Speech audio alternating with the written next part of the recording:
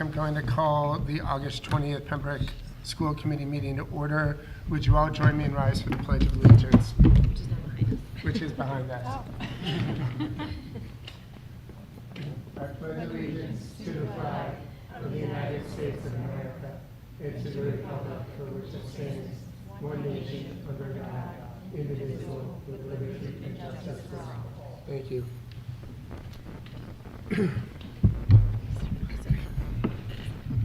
So before we get into tonight's meeting, and I purposely had this added to the agenda, both as a matter of record, but also because I wanted to say a few words. About 2 weeks ago, Pembroke lost an icon. Carol Dodge was involved in a passionate advocate for public education in Pembroke for decades. It's not even years. You count Carol's service in decades. She would be the one who would stand up at town meeting and try to calm everyone down and basically say, I've seen this 15 times over, it is going to be fine. Carol was also an advocate for her beliefs and what she believed in. I was at her wake last Thursday, and I was going through the receiving line, and I said, Carol was my conscience, even when I didn't want her to be, right? And it's true, right? I mean, Carol would walk in here, and I would jokingly genuflect to her out of just a sign of absolute respect. So I would ask each of you, because of Carol's service, her dedication, her love for public education, our kids, this district, she served for many, many years prior to Pembroke becoming a district unto itself. But because of her devotion, because of her education, and I hope we can honor her example, I would ask you all to bow your heads and pray, or at least observe a moment of silence on Carol's behalf.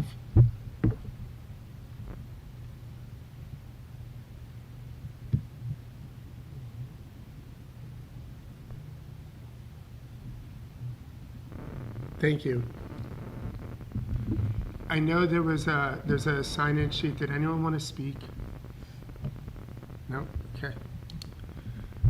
So I do see visitors out there. Welcome. We're thrilled that you guys came. I'm sure it was as much a surprise to you as it was to me and how we are set up. It's not going to be like this the next time, I can tell you that. Any adjustments to the agenda? No. So communications. So in your school committee packet, I sent you a copy of the KP law update that came to us from Town Hall just regarding the Supreme Court guidance related to use of social media. So I'm sure you all had a chance to take a look at it. I did speak with Joe Emerson, our legal representative, as well, and he reminded me that he did caution all of you way back when he was here last year about the use of social media. Obviously, this guidance is saying to you that even your private page is really a public page, and to be really conscious of speaking on behalf of the board, and who has the ability to speak on behalf of the public body and who does not, as well as the onus on you when it comes to allowing folks to speak even though it's your private page. So you're not able to ban somebody if you're speaking about something relative to the work that you're doing. So this is actually a bit of a shift in the guidance for us as public officials. So it's really important that you all kind of read it, understand it, digest it. If you have any questions, please reach out. I'm happy to talk to any of you. If we need, we can have Joe Emerson come in and do another training. But the fact that everything that applied to your candidate pages or your official public pages as publicly elected officials all applies to your private pages also. It is a bit of a widening in a shift. So just please be aware of that. And it looks like it's not even just elected too. Like it was like a appointed and public city official. manager. Yeah. Oh yeah, town manager Yeah. would absolutely be included in this because that position, it's a public position. Yep, that's right. So any questions now? Okay. One question is Yeah. just when does it's already in effect, or when is the official? Yeah, so the guidance was, they're giving you the guidance like effective immediately. They're saying this is how we have to conduct ourselves. Okay. Bills are definitely circulating and being approved. So we do have school committee meeting minutes from July 16th, and I would entertain a motion to accept the July 16th meeting minutes as presented. So moved. Second. So motion by Sue, seconded by Allison. Any discussion? Just a quick, Yeah? So like a couple of instances here where I'm called Mr. Ballinger, so. Oh, Natalie will fix that right up for you. so let's, do you mind if we change it to as amended? As then? amended. Okay. So, which is still Sue and Allison. Any other amendments? I think it might have, we had that meeting on a Monday. I We think. did have the meeting on a So Monday. that's the only, the date is just, the date is right, just the day of the week is Monday. It's templates. Oh, no, I only know because I was doing. No, I'm glad you caught that. It's a good catch. Anything else? All those in favor? Aye. Opposed? Abstained? It's unanimous, Natalie. Now, one of my favorite and most exciting times of the year. Summer is over. Parents are having great joy and glee. The opening of school. I will pass it over to you, Erin. Sure. So obviously we're joined here this evening by our 5 building principals. We do have one new principal there at the end. Ashley Cross is our principal at Hobbamock. She was our assistant principal for 4 years prior to that. So not a new face, but a new face in this role. So I am happy for you all to go in any order you would like. Everyone knows Mike wants to go first. Mike generally goes first, but I didn't want to assume. Actually, would you like to go first? I would love to Why go don't you go first. There you first? go. Oh, a little hazing's happening, right? It's been going on for a bit, it's okay. So, Ashley, that was great. Mike?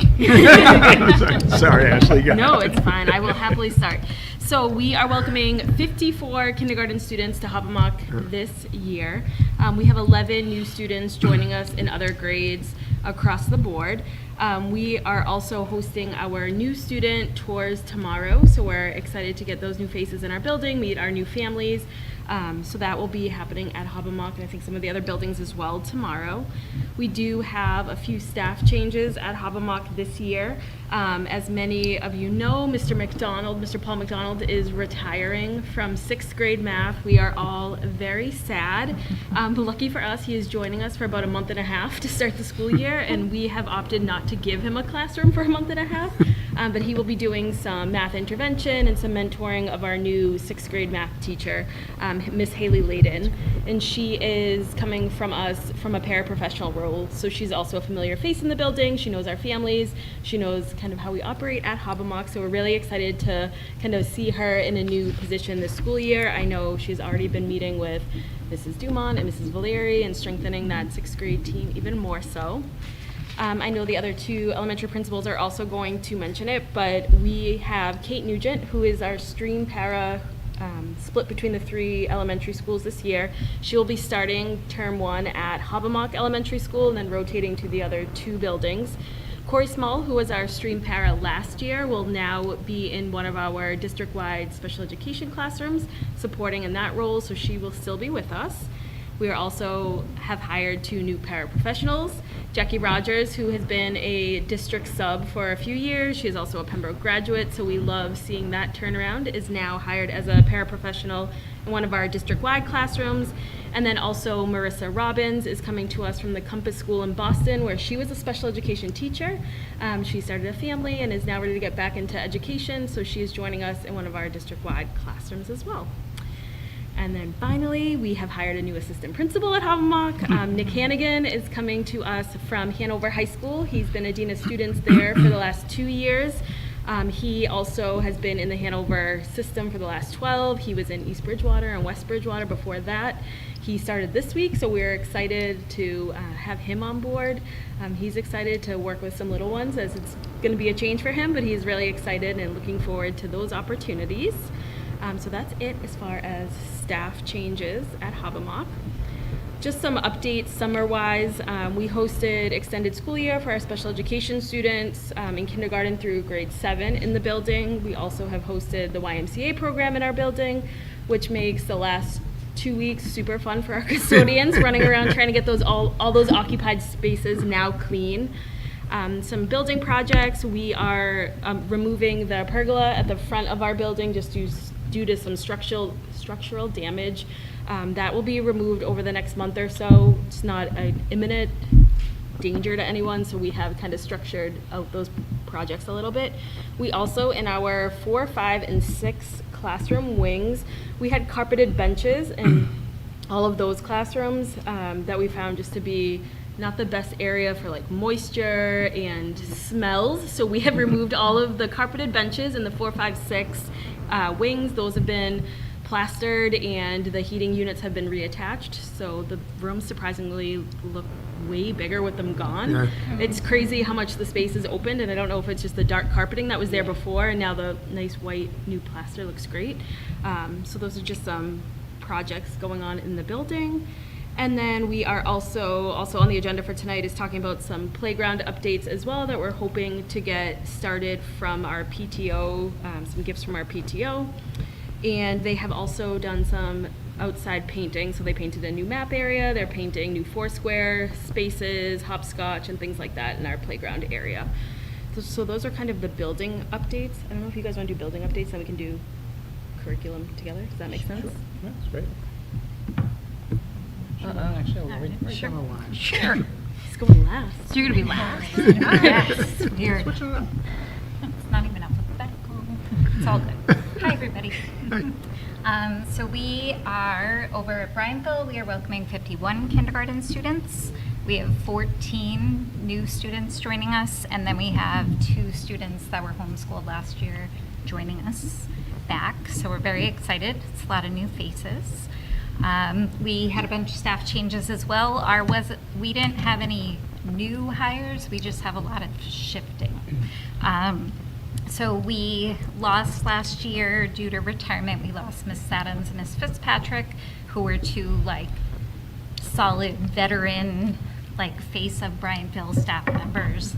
And due to enrollment shifts and internal transfer requests, we have a whole bunch of people coming. So we have Mr. Mike McKay coming to us from Habo. He will be joining our 6th grade team in Mrs. Adams' absence. We are super excited for him to join Miss Haley and Mr. Rosen. She's already dubbed herself Erin and the Mikes. She's very excited. At kindergarten, we have Miss Fristacci is going to move down from 1st grade to kindergarten. And then Mrs. Powell, who is at 2nd grade, which was an enrollment reduction, she will go to 1st grade. And then Mr. Corwin, who is the gym teacher over at the middle school, was looking for a little new adventure, wanted to work with some little people. So he is on his way. He was blowing up lots of equipment this morning. He's very excited.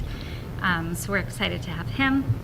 We also will have Miss Nugent for stream. We have her for term 2 over at Bryanville, and Mr. Matt, who was in the stream, will just be joining the classrooms. So all the kids will still get to see him and be very excited. We added a 6 North River collaborative classroom this year. And they were there this summer, so they were in their new space. Everybody's set. They just wrapped up their summer program last week. So that was exciting. The rec officially got to move to the community center. We loved having them, but obviously having the community center has been amazing. I know my boys have been playing basketball there almost every single day, so it's exciting to have that for all of them to do in the summer. We also have some projects going on in the playground through the 6th grade gifts from last year, and we have an Eagle Scout project. I was going to say Beckett, his older brother, not Beckett, Hawks. He is doing the Gaga pit, and then there'll be like the shade structure and something with the basketball court, so there'll be some change out there as well. And aside from that, we're just cleaning and getting ready, and Mr. Hawes is back in the classroom so we can use the LGI, and it's going to be great. That's great, Jennifer. Thank you. Excited. Okay, I guess I'll go next. We are ready to open the building, which is great. It's been great meeting new families, registering for school. So, in looking at the current roster, we have about 12 new families, equating to about 20 new kiddos coming into North, which That's is great. and we're only losing 6 children who have moved out. So it's exciting to see kind of the new faces. They've been popping in. I had a couple of those meet and greets as well. I had a couple of parents show up to those, getting to know me a little bit.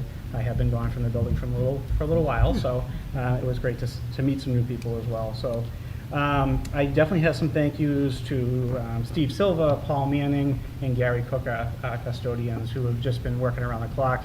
A lot of our teachers have come back to school over the past couple of days. It was kind of rainy yesterday, which made sense, so they came out in full force. I think that they call each other in the morning and say, what time are you getting there? They all show up at the same time. And then they generate 8 bags of cash each. Every single one. So it's just been great. It's a nice mood in the building right now. Everybody's talking about their summer vacations. They have their kids with them. It's just nice getting reacquainted. So as well as myself getting reacquainted with them. I also want to thank Val, my assistant principal, and Elise, the school secretary, for helping transition me back to Newark. It was pretty easy, but at the same time, they've done a lot of the legwork before I even got here. So Slightly offended by that comment. Yeah, exactly. And we actually have done a little bit of hiring over the summer as well. We had an opening in grade 1, and Mrs. Charpentier and I assembled a interview team with teachers, which was great to get teachers in over July. That doesn't happen in every school district, so very happy. And we actually have Elizabeth Hampton, who is a product of the Hanover Public Schools. I think you'll be hearing that across the board tonight, some employees coming from Hanover. It wasn't a third grade position in Hanover, has a lot of reading experience, a lot of Gordon Gillingham-based experience. So she'll be joining us in the first grade team. Has already introduced herself to the team members, is excited to really collaborate. I'm hearing great things about her as an educator as well. So great hire there. We also had some internal changes within the building as well. Mrs. Struck, who was in our preschool program, has expressed an interest in becoming one of our special educators. Interviewed, and we thought she was a great fit. So she is now joining us as a special educator. And once that happened, word got out, because I put it out. And Mrs. Cook, who is in the first grade position, has expressed an interest in actually moving into preschool to getting to understand that a little bit as well. More so the special education area that preschool offers us as well. And she has assumed that role as a preschool teacher for Mrs. Struck, which has been great. And then as part of the bubble class from first grade to second, Mrs. Angley has moved to second grade, where she's already taught with these fellow colleagues in the past. So she's been welcomed right back into that grade level as well. So we had a few changes, but only one real new hire, just a lot of shuffling kind of going on. So we are so excited to start, and for the first couple of days of school before the kiddos get here, we're really going to be focusing on updating some of our procedures in the building right now. I think they just need a little bit of a fresh kind of a coat of paint, if you will. And what we'll do is kind of work with the staff in identifying where those areas of stickiness are, whether it's the lunchroom or a recess and things like that, getting their perspective and then making some new procedures kind of rolling out. So that's kind of where we're at right now, but the floors are shining. That's great. Before, Donna, we move to you, any questions for the elementary principals? No, I mean, awesome. Everything is looking great. I saw the pictures online of the paintings in the Hobmock, from the PTO. They came out really good. They came out really good, so I'm really excited to see that. But no questions. Thank you. Any questions from you guys? No, you guys are really thorough. No questions. They're going to talk a little bit about curriculum for a second, too. Because our thank yous are at the bottom of our lists. Well, so we didn't get I guess to I even get here. Well, so why don't we do this? I do have one question just on your start of school stuff. Of course. Then we'll do curriculum, and then we'll go back to your thank yous, and then we'll Then go we'll on go to to you Donna. guys. Sorry. The question that I had is, I've now heard we brought somebody on from Hanover multiple times, and you mentioned probably going to be hearing this a lot. Can you tell us why? Sure. Do you want me to start? Sure. Sure. So Nick brings a wealth of experience that is different than what we saw from other candidates in the pool. I think he has brought a fresh set of eyes in more of like a secondary lens. So he has worked in the high school, and his ability to kind of talk about what that would look like at the elementary level and how that would translate really is what highlighted his candidacy for me. I think, of course, with layoffs in Hanover, there are a lot of staff or, you know, people looking for jobs. That's what I wondered. Right, so there was a failed override in Hanover, which resulted in a significant number of staff members being riffed, really qualified, tenured staff, pre-K through 12 there. So our pools were deeper, a little bit deeper than they normally are, because there was some more potentials out there. We really lucked out. We had new teacher orientation today, and all the folks that we met were you know, great fits for our league. So we really lucked out. Did we see the pool maybe because of whether it's Hanover, you know, a couple of the other districts around us had reductions, the pools sounded like they were better. They were much They were. better. Yeah, and it's like, I feel bad for Hanover, I do, right? Or Whitney Hanson or others, but the fact that we're attracting right now, I think is probably a good thing. Right, and I would say even after, you know, the interview process, I had multiple like reference checks with other, not just, you know, our assistant principal, with multiple people in different districts. And I think other towns are losing really good teachers and really good administrators, and to hear how amazing they are it's sad, right? It's a really tricky, you know, environment to be working in. And so for us to be fortunate enough to have some openings and being able to attract some of those quality people, I think is playing to our benefit. But, you know, it is making candidate pools deeper, which is nice to see. And like I said, although Mr. Hannigan's experience with elementary is limited, his lens on administration and his experience, and just his work ethic in general, you can tell is going to be a great asset to Hobbamock. That's great. Now, does he know how Excited. big the shoes are to fill? I mean, I hear they're Mr. Murphy's, huge. yeah. He only started this week, so we've only had about a day in, but He's tall, though. He's very tall. he is tall. Yes, That's- so that- hopefully that- the shoes will be fit. That's amazing. No, so I think he has answered the question. I was driving at the fact that I wondered if it was because of reductions. Yeah. This is why we had so many folks from Hanover. So, curriculum? Sure. Do you want to go? Or I can? Sure. We all have the same, obviously, so we were each just going to highlight one thing.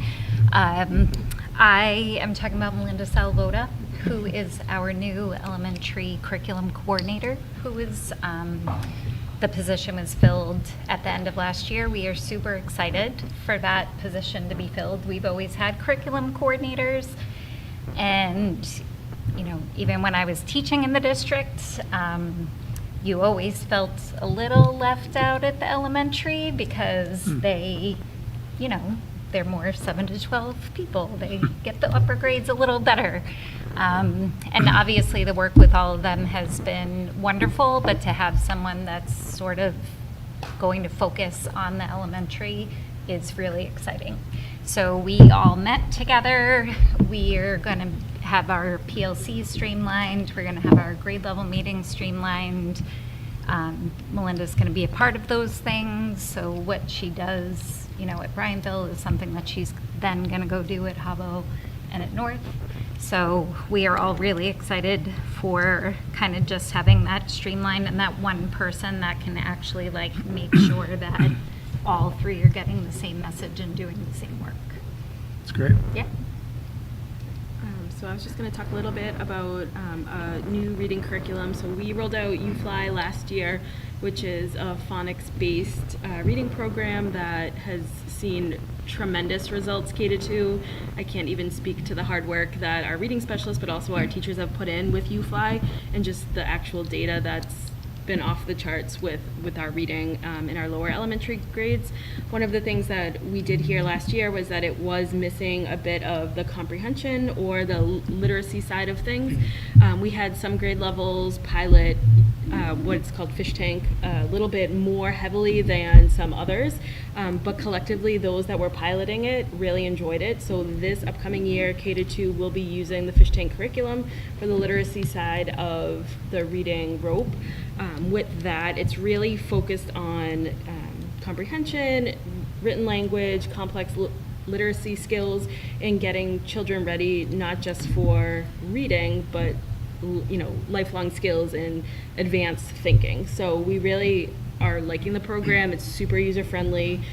Everything's digital, so teachers can get everything online, but it's not digital for the kids. So they're still having books in their hands and reading, but everything for the teachers is accessible through the online portal, which has really lent itself to being able to access it at home or regardless of where you are in the building. So they really like that aspect of it because they're not having to carry around big manuals or anything like that. That's great. So we'll be rolling that out K through 2 this upcoming year.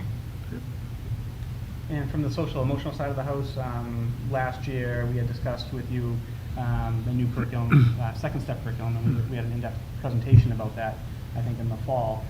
We have decided to roll that out again, so we're in our second year of that. So we're kind of fine-tuning what that curriculum looks like. I think one thing that this curriculum has brought to the 3 elementary schools is an opportunity for kids and for grade level teams to kind of come together and to provide that level of instruction in a lot of large groups. There are still a couple of classrooms that are still kind of doing it on their own, but it's bringing a lot of our classrooms together, which is really nice. When you get a whole group of first graders in one room together and they're hearing the same message, I think is pretty powerful. I think that paired with the Titan Lab, which you funded a couple of years back, is a nice mix. We're able to kind of take a lot of what is being taught in the second step curriculum and reinforce that in our conversations through the Titan Lab. And what I'm really happy about the Titan Lab is we're always talking about the way that that's running, and it's consistent in all 3 elementary schools. And I think consistency is the one common thread you're going to hear this year from all 3 elementaries about trying to do the same thing, mirror the same experiences for all kids. That's it for curriculum, I think. Any questions? Let's wait for the middle school itself. Welcome. So any questions on curriculum? Yeah, just with Fish Tank, I think that I have heard you mention this before, but just with the types of text, they have both, nonfiction, fiction, and a mix of history and science. Yep, exactly. So a lot of it is cross-curricular. So there are some units that are very heavy social studies based, some are very heavy science based, and like you said, nonfiction and fiction text. So that was another reason why our staff really enjoyed it, because it kind of hit upon all those different areas, and they were aligned with seasons too. So it was like, first unit is, back to school and community helpers and things like that. And then as you progress through the year, it is also kind of aligned somewhat to the time of year as well. Perfect, thank you. Other questions on curriculum? No, very thorough, and I'm looking forward to, seeing the results of having a content supervisor. I'm really excited that you have that, so it's good. So did you guys want to do thank yous? I don't want you to miss We it. have to. We'll get in trouble. Come on. Go back without thanking all the people who've been working so hard over the summer. It's not fair. Thank you. So our custodians, Jess Mullen, James Gillis, Marcus Mendez, Erica Rossini, and Danielle Nichols. I joked with her the other day. She's like literally living out the Elves and the Shoemaker. I have no idea when she is actually in the building, but every day I come in, there's something like new completed. And Tracy Costa, obviously the assistant principal, the work they put in over the summer is exceptional. And we would not be ready for the new tour tomorrow or for school next week without any of them. Perfect. So I will thank our custodians, Mike Evans, Zach White, Carrie Bedell, and then our office staff, Audra Donlin and Andrea Logan, again, have all put in hard work all summer to get us ready for the start of school. That's awesome. Thank you, guys. Thank you. Donna, Right. this is your 412th year at Pembroke. Who's counting? Well, it's because I've been here for 413, so it's fair enough, right? All right, so we have 365 students to start the school year, and 6 new students are coming to us. 3 from grade 7, 3 into grade 8. Interestingly, 5 out of the 6 were already living in Pembroke and were just transferring for other schools, either like other type of schools, like charters or private or so. Our tours start tomorrow and go on Thursday and on Tuesday. That's for the nervous 7th graders and new students. So the 7th graders come, no, all the students can come. So all the 7th graders mostly come, and they're nervous but also excited, which is like a normal emotional response. 100%. And then the 8th graders come and are just hoping that you let them just wander the building so they can just feel really powerful, which we love. So, yeah. So we're excited for that. So nothing's changed. Yes, nothing's changed every year, yeah, new faces, but it's the exact same thing. We actually have a lot of new staff at the middle school this year, and like the elementary schools, we have a building on the strengths we already have within the building. So the first hire I had was Miss Ariana Leakos. She is a special education teacher from Hanover. She is trained in Norton Gillingham, which is a specialized reading program, and she taught in the language-based program at Hanover Middle School for 9 years. That's great. In our PACE classroom is Mr. Cameron Hogue. He has worked in various special education programs, including in Duxbury, in the transition program, in Plymouth, in a life skills program, and in Freeman Lakeville, in various programs. He comes with a lot of experience. great. Mr. Sean Tarpey is going to be our Team 7, our new Greg Zapati, replacing out Greg Zapati, our new 7-2 science teacher. He has a plethora of teaching experience in science and social studies, and he also coaches football, which we think is going to be a nice connection for kids. And then Miss Naomi Leeper is becoming our digital learning specialist, K-12. And we are in the process of hiring for her. She is a beloved and well-respected teacher in our district, so we're sad to lose her to this role, but we're excited to lose her to this role too. So we really appreciate the support of the committee and the superintendent and how well we're able to build programs for the students in Pembroke. And then Mr. Ben Auger has been transferred from the high school down to the middle school, over to the middle school. Not down, over. At his request. And he will be teaching Spanish 8.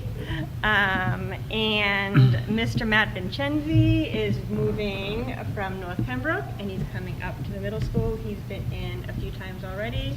He is super excited. I think the North kids, when they saw, the 7th grade North kids, when they saw their schedule, were really happy to see a familiar face. bet. So that was awesome, and I think he got a lot of cute emails from families like, "Yay, we're excited to that's be great. here." So that's really awesome. And Mrs. Anne Ray Thompson was in the 8 to 12 transition program with Maria Houston, and she's being moved to the PACE program, so probably like 2 doors down, but in a new role in our building. Then I want to just touch base on a couple of initiatives. So last year we did MyCap, My College Academic Plan, and we did monthly lessons. We wrote the grant this year, Mary Beth and I, with Jonathan Shapiro. We're hoping to get $25,000 more. And with that, we're going to continue with the lessons, but what we want to do with the money is threefold. We want to increase field-based learning opportunities for students, so I've already signed up, hoping I get the grant for multiple kind of field trips for students to help really immerse them in some field-based opportunities. We're going to do a career fair. We're going to invite more speakers in. Another piece of the brand we want to focus on is looking at our electives, and we're thinking about adjusting some of the electives to better feed into the Pathways program at the high schools to build a knowledge base around that. So we're looking at a kind of a biomedical engineering type elective and working with teachers on that throughout this year. Stay tuned.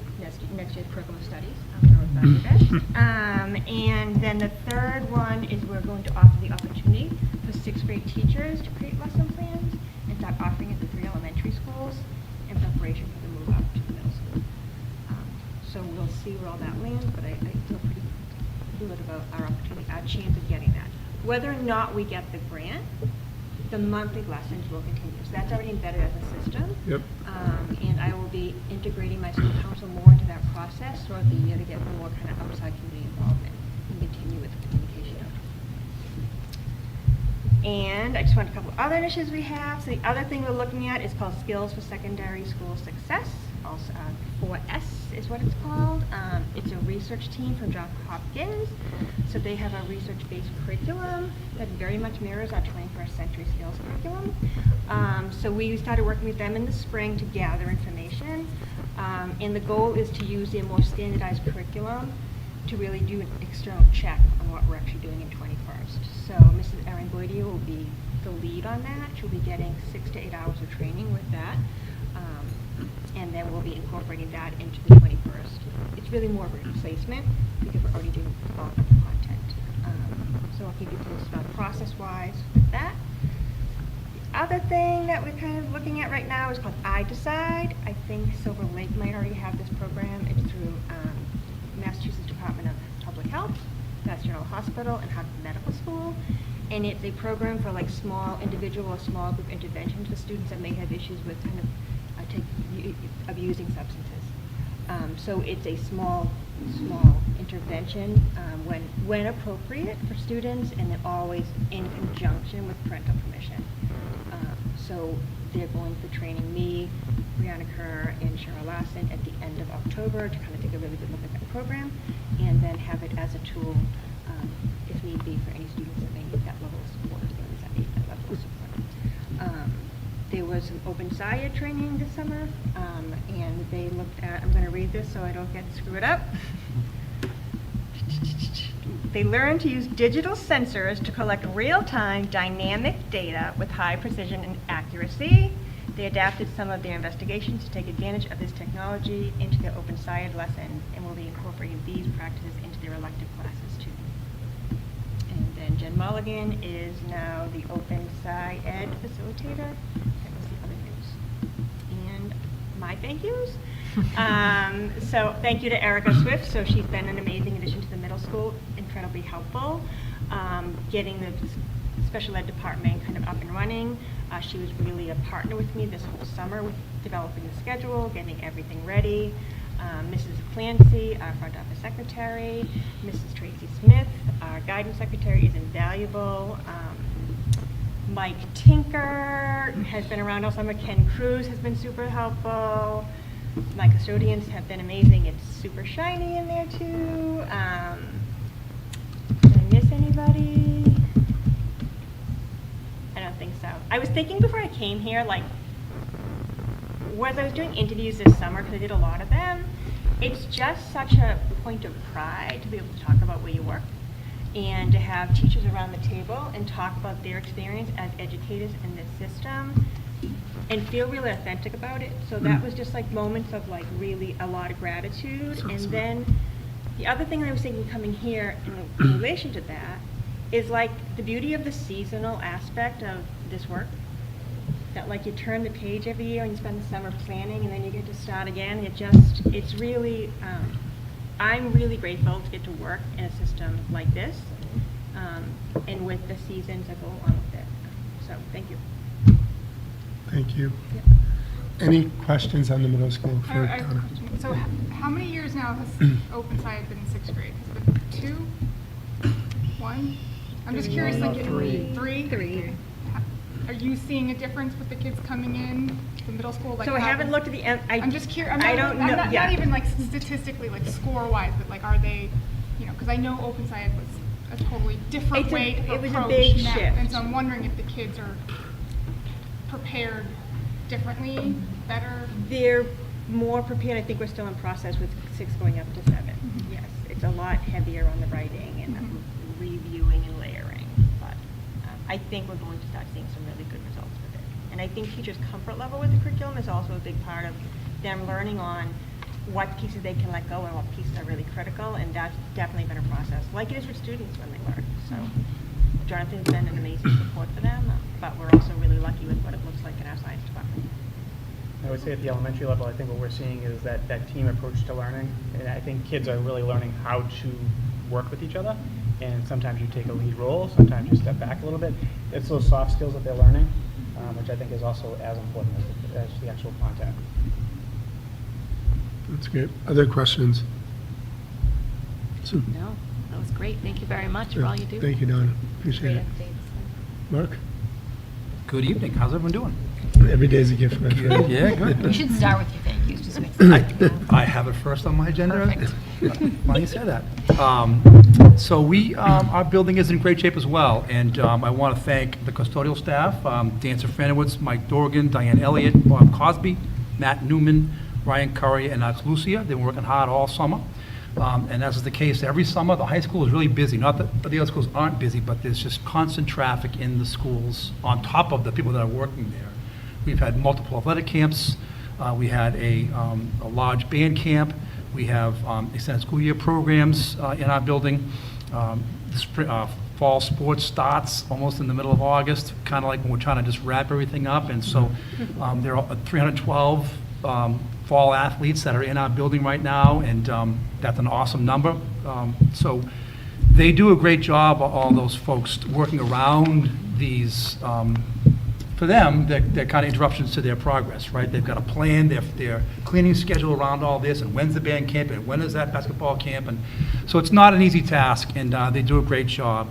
I also need to thank my two assistant principals, Dave Ricks and Kristen Kelly. We've been together now, this will be our 9th year together as a team, and to me, I'm just so proud of that, and you can feel it. You're talking about being on interview committees, and the candidates will always ask you, the savvy ones, what do you like about your school and about your town? And to be able to just talk like that, I have to stop people because it's like, we're interviewing you, right? But it's great, and I just want to say one thing. I was lucky enough to be part of Ashley's hiring committee. And after each candidate, they leave and we talk about them behind their back, right? All the goods and the bads, and including Ashley. And I will say that committee was made up of some great people, right? Jess was part of that, and there were some wonderful parents, and there were teachers there. And while we're talking about Ashley, they were awkwardly quiet. And I am saying to myself, what are they thinking? And they said, can we be honest? And I said, of course you need to be honest. And they couldn't say enough about Ashley. And once they were, it was like, go get her right now, don't let her pull in the parking lot, and all that. So, that I was kind still of, stuck there regardless. I made you wait, though. We didn't tell you right away. But, that kind of commitment, that kind of strong sense of community, to me, it's just a wonderful thing, right? Dave and Chris have been part of that with me for 9 years, and if I'm out for whatever reason and something has to happen, I trust them 100% to do the right thing and do it properly. It's just wonderful, right? And I want to thank our 3 secretaries, Janice Webb in guidance, and Katie Akins in athletics/facilities, and Kristen Harrington in the main office. Again, it's busy, and we need all these people in those places, and I certainly appreciate how difficult it is in terms of a challenging budget cycle to maintain these support staff members, but it's crucial, and I certainly appreciate our district's commitment to that, to all of them. And so because of all that and their hard work, we are ready to welcome 697 students next Wednesday to the high school. In fact, we really start tomorrow with our freshman orientation, and we're going to have 40 student ambassadors from the 12th and 11th grades working with the 186 freshmen that are coming in, and we've got a great day planned for them, and we're looking forward to that very, very much.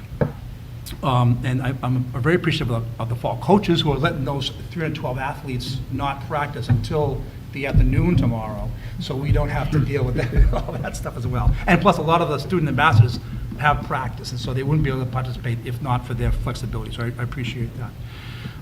We have some new hires, like everyone else. Some of them are familiar faces. Donna had mentioned Ben Ozier transferring to the middle school, and that's a two-way swap. Miss Rose Lopez Whitehill is coming up to the high school to teach world language. So they both volunteered for that. They both requested that move, and it just worked out.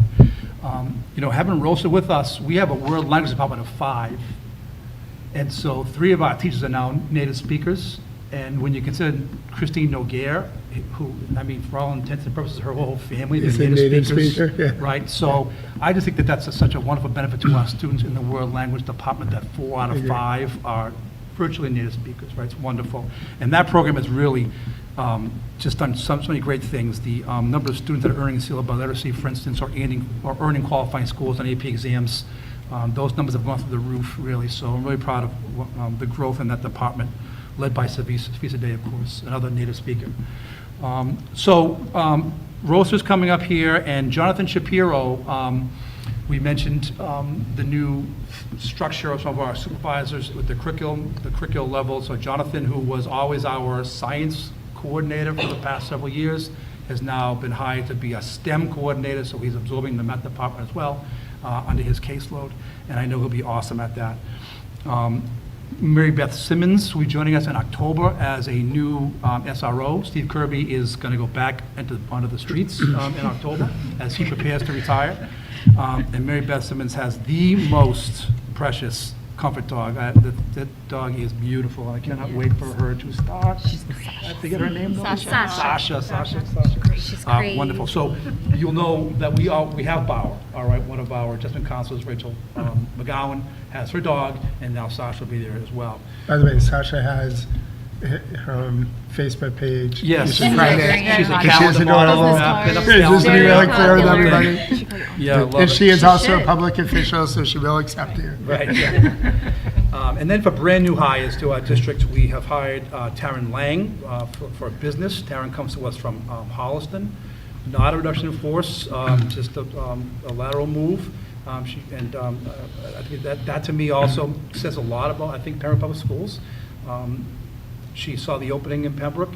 She does live in the South Shore, that kind of helps as well, but she knows all about our school district, and she wanted to join it. Tyler Clapp has joined us for the English department. He's a young man who was a first-year teacher in Shrewsbury last year. He is relocating from Shrewsbury to the South Shore.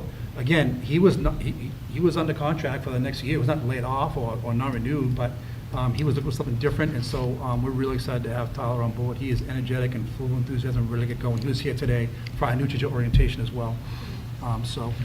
We are still looking for 2 positions to be filled, and we have offers out, and we've offered the positions. One is Latin, and one is a paraprofessional. So we're just waiting to hear back from those folks, and we'll hopefully have those jobs filled by the end of this week for sure, have them on board in this week. What's the plan B if that doesn't happen on the Latin teacher? So we have more than one candidate for that position, Okay. and I hope they're not listening right now. We do Probably feel not. as though we're very lucky that for a subject that's really difficult to hire. Yeah, let's be that's honest why I'm about that. asking the question. There were more than one good candidate That's for great. that position. So we have another person that we're ready to offer if these fall through, Okay. for sure. In fact, we Great. have 2, I think, really, so. But I understand the concern entirely. In terms of things happening in the high school this year, I think the biggest thing is that our NEAS accreditation visit is happening in November. They'll be here November 17th. That's a Sunday, so that's a virtual meeting. They won't be in Pembroke, but they'll be convening that Sunday night, and they'll be here through Wednesday the 20th. All right, and that's our 10-year visit. If you recall, they came 3 years ago for a collaborative conference. They gave us their report, and they gave us some areas of need that they want us to focus on. And I feel as though we've got them squared away, right? So one of them, of course, is the vision of the graduate. If you recall, at the time, we did not have one. We do have one now. I feel as though we're on the right track to having it embedded in what we do every single day.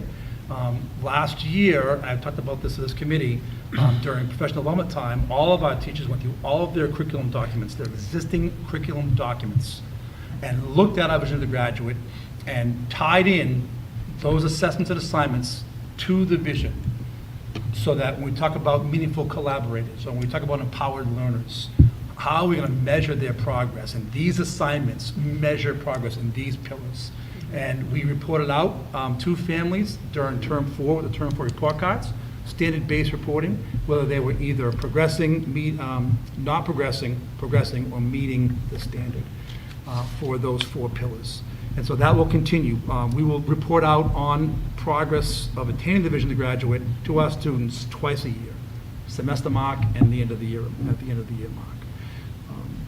So that's in addition to the standard Basic, reporting yeah, and operating, everything. that's Yeah, correct, yeah, absolutely right, okay. yep. Now, that's our solution for having a vision to graduate and then reporting out progress towards attaining to students and families, right? That's the 2-part area of need that they identified for us. Now, they may give us feedback to say, look, the way you're reporting out, we'd like you to make some changes here, or we suggest this. They may say it's wonderful. So we'll wait and see, right? And so whatever they obviously suggest, we'll do our best to implement for sure. Another area that they asked us to focus on was to at least establish or have conversations about ways that we can find time for our staff to collaborate regularly, which is an open-ended term, right? To talk about curriculum, instruction, assessment, We do that right now once a month in department meeting time in PLCs. And I think the committee's recommendation was we find a way for it to happen more than once a month and not, after school on their time during the school. How can we do that during the school day? So it's more often, and it feels like that makes it more meaningful. So we have had those conversations, and the staff has lots of suggestions.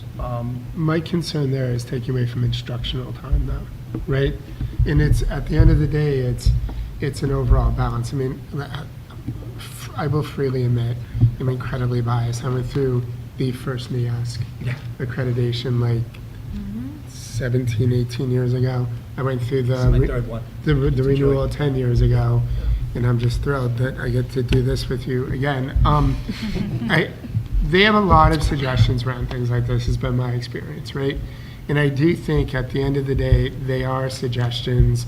You can't ignore them. I do think we have to do what we can, but my view on this is instructional time takes precedence. Now, what you just said is really important so that the instructional time is valuable, right? But we can't take away from that time. Yeah, In I my agree. view, We're on the to same make page that there, and the goal, staff feels exactly the same way, Again, there are some creative suggestions out there for sure, and we're going to continue to explore them, and we'll report that to the committee. Yet that right now, we're in the discussion stage Just might add an update. and the brainstorming stage of all that. you Yeah. know. And I agree, and by the way, so this is my third time going through it in education. I've been in 33 years, and each time I've been through it, that's been a recommendation from the committee. yeah, I think Every you're time. right. Yeah, So what's the answer I want to say to them, so you're right, it requires resources without any question, so, and the balance you speak of is very important, sure. So they're coming in November, and we're looking forward to it, we're ready, without any question, we're ready That's great. for them, yeah. The other big, I think, initiative, well, not initiative, but the big focus this year will be, obviously, to continue building our pathways, right? We are, particularly in year 2 of the engineering and the biomedical science pathway. I mean, remember now that we have 8 pathways, but many of them were created based on what we're already doing, right? So business and entrepreneurship, right? We're not adding new classes there. We did add the Microsoft Office suite, and we added business communication, but I'm talking about the commitment to new classes, new curriculum materials, new textbooks, professional development training. That really happened in the biomed and the engineering. And so this summer, for instance, Charlie Morse went back to Indianapolis to be trained on the second step in that Project Lead the Way curriculum. And Anne-Marie Butler, her training was virtual, but she is taking the second component to the biomedical science. It's called Human Body Systems. So I'm really excited to see how that flourishes. And you just consider the numbers. We have right now, this year, coming in 250 students of those 697 are in a pathway. This is the 3rd year, and so students in grades 9 through 11 now have really had the full time of their career to enlist into a pathway, right? It's the seniors who did. It popped up when they were sophomores. Although we do have a healthy number of the seniors who we've kind of roped in. Of those 250, though, 118 of them were freshmen. So almost half of them are from the freshman class. So to me, that's a sign that it is taking hold, right? That we laid the foundation, and these kids that are now coming through are the ones that are going to kind of lead the pathway program, and give it some real weight behind it. So looking forward to that for sure. Great. Any questions for Mark? Just out of That's it. curiosity, I mean, I love the vision of a Titan idea and everything, so I'm just curious, I noticed on the report cards this year, when you did the grading, how do you determine, is there like a rubric somehow, like, that the teachers are using? So to- we do not use rubrics. We went through the curriculum, and in all of our curriculum documents, every assignment, every paper, every test, every project, we link them into the Mass Framework standards, right? And we also link them into the Vision of the Graduate. This assignment measures progress in an empowered learner. This assignment measures progress in a meaningful collaborator, and so on and so forth. And so the teachers were looking at the results of student work for those assignments that are linked directly to those pillars, And that's how they came up with that standard base grade. So is there like a way to, is there somewhere where like students and families can, you know, understand, like See why? which assignments go where. Yeah, Yeah, like it's what's, actually great. exactly. Yeah. Yep, and so our curriculum documents are all public. But I did, you're absolutely right. So my plan this year is to have open nights, like at the open house, I'm going to announce or advertise a coffee with the principal night or 2 or 3 this fall, so I can meet with parents who want to hear this from me. I have sent this home via email. I have mailed home letters explaining all this, but I get that, right? That's one of those things that, you know, no one's going to read that. So it's another layer. I want to talk to parents face-to-face in the building at night, maybe have one during the day for, you know, parents for whom that's more convenient, to continue to get that word out. I mean, I think it's great, like, so don't get me wrong, I'm just like, when I read your letter, and I also looked at the, you know, the report card, and I still was a little confused, like, what can my child do to improve to get toward, like, how, did she know that that's what she was working towards, you know, like, that kind of Right. thing, so it's Absolutely. really helpful to. All valid points, and I would suspect that because we worked on this all last year, I would say that was not something that was rolled out at open house, Of for course, instance, at the yeah, end of the of school course. year, right? Yeah, that makes But it sense. will be this year. Yeah, that makes sense. So when you go into your basic course requirements, they're going to know right in September. Yeah. So that's all, it's really good feedback, and so I know we did a good job of getting that out. And you know what? NEAS may come in and say, you know what? You need to have a rubric. I get that you're tying it to your documents here, but you need a rubric. Yeah. And we'll take that feedback and we'll make the adjustments. But I think certainly from my perspective, creating yet another rubric, you know, there's a sentiment that comes along with that that's not always, let's do, you know what I mean? So we're Yeah. trying to do it in such a way where it already exists. These documents already exist, right? We're not creating anything new, we're just linking assignments, right? So, Right. you know, Laborious. Yeah. Yeah, that's a lot of You work. know, for- yeah, Yeah, yeah, so, yeah. They certainly are lovely, but rubricifying everything is tough. there's a piece of that there. But if they want us to do that, we will, without any question. Yeah, fair enough. Other questions for Mark? Just a quick question about the Pathways program. It sounds like there's a lot of great growth, but just wondering about, you know, does that affect, how does that affect enrollment in like music or art classes or foreign languages? Yeah, so kids have to choose, right? So I would say that, yeah, there is an impact in enrollment in some of our elective-based courses, for sure. Now, we do have a music pathway. Yeah. Right? We have a digital arts pathway. We have a Yeah. computer science pathway. And most of those pathways are made up of those elective courses. But without any question, Yeah.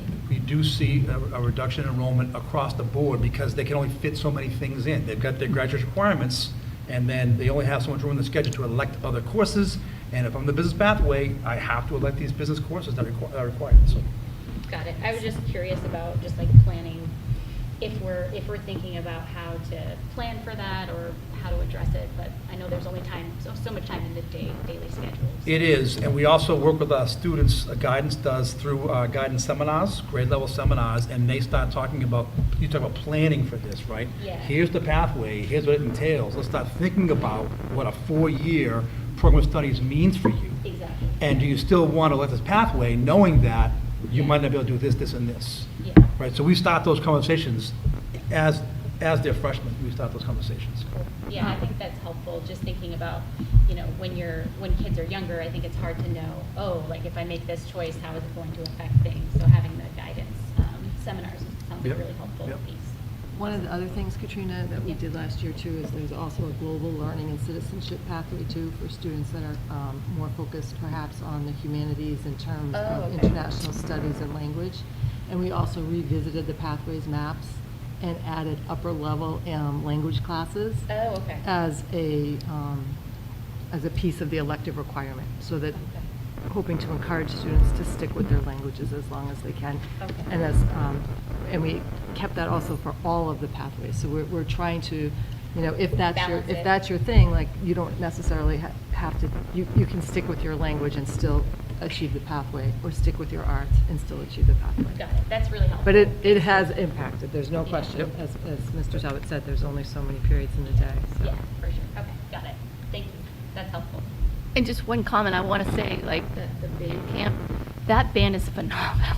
I don't know if anybody saw the performance at the end of the week, but I mean, we have so much talent in Pembroke, and those teachers are amazing for what they're able to choreograph, and the whole performance was phenomenal. And so. this year it rained for at least a day and a half. They were Oh. inside for one full day Poor and then kids. half of the morning. And that is Yeah. something to live through, man. I'll tell you Yeah, that. it's a lot. Yeah. I heard them one day. I heard them one day. So, Other questions for Mark?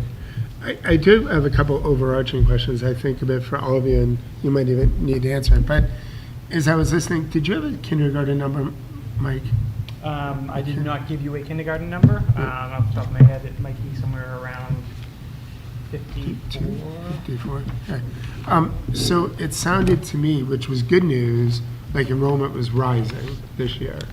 And it's just the anecdotal, as I kind of was doing the pluses and minuses as you were all speaking. Is that what we're seeing? Yeah, that's, kindergarten is down a little bit. It was a little bit larger here at North 2 years back, which is why we have that bubble going to Yep. second grade. Part of the October 1 enrollment report that we give you talks about the move in and move out. So, you know, that we were hearing a little bit about the new families coming in, but it'll net out kind of the move in and move out over the summer and where those kids went or where they came to us from. So that's part of your October 1. I would say that our enrollment is flat. I don't think we've gone up or down over last That's year. disappointing. Okay, and then from an athletics perspective, Mark, the 312 sounds great.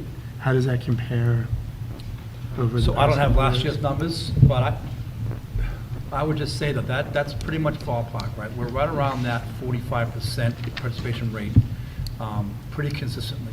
Right, and that's our numbers that are registered and trying out. There's a couple of sports that We'll may get more. need to make some Make some reductions, and there are reductions. other sports like cross-country that tend to get a few kids as school starts.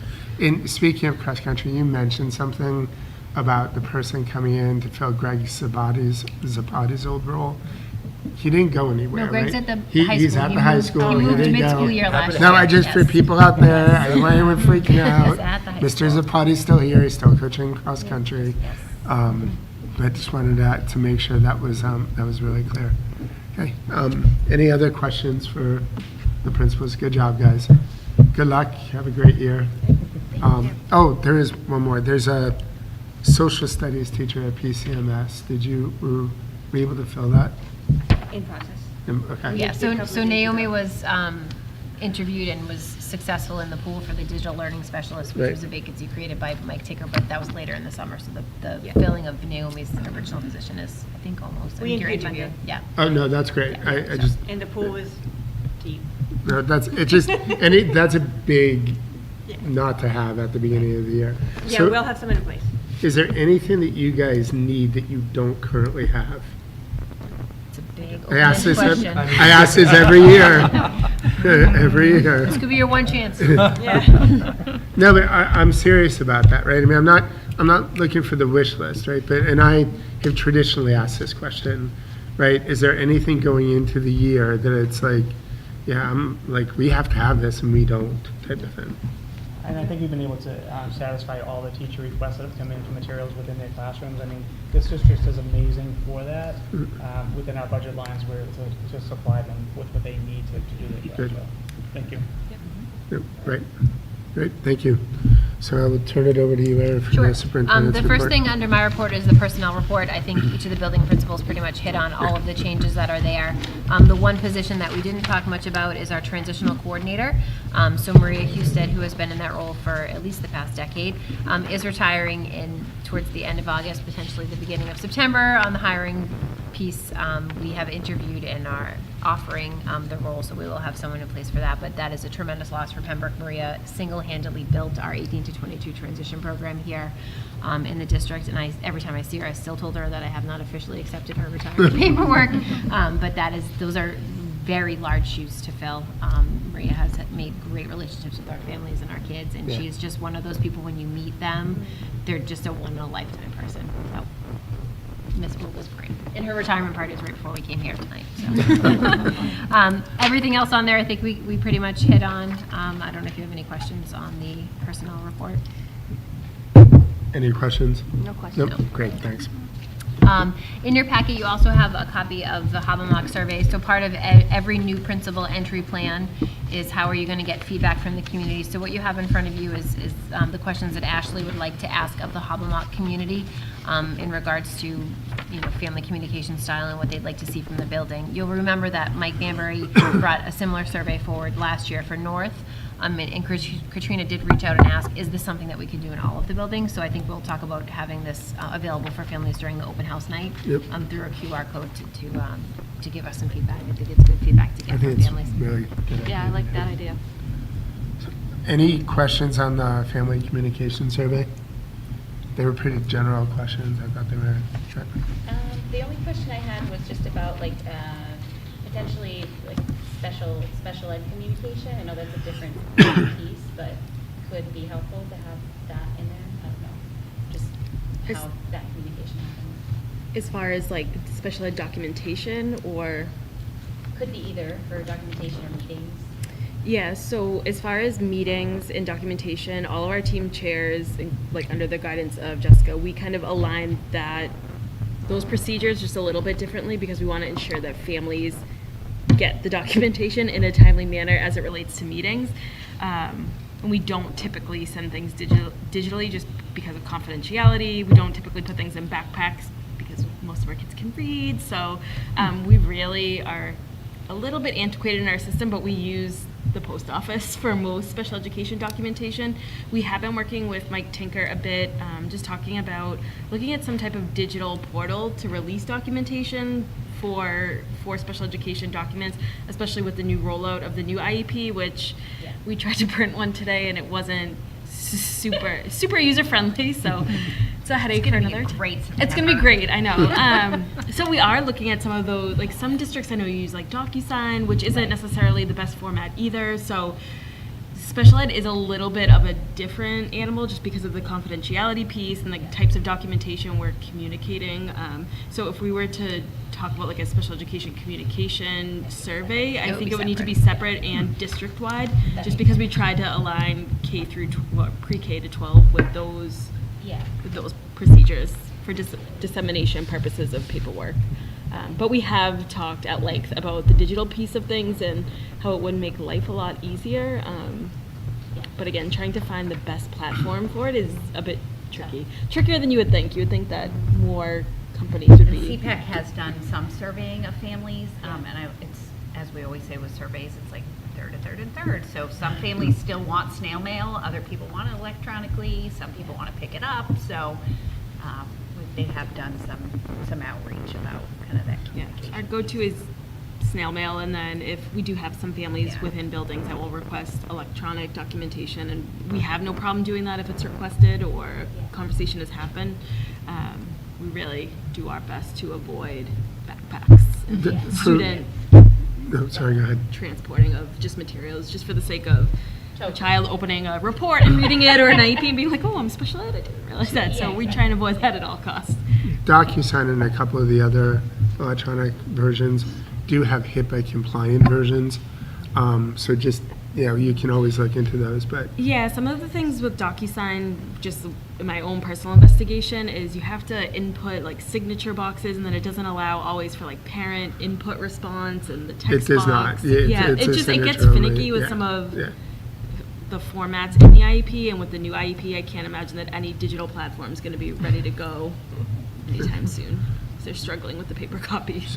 So could I get a motion to approve the Hobbamock Family Survey as presented? So,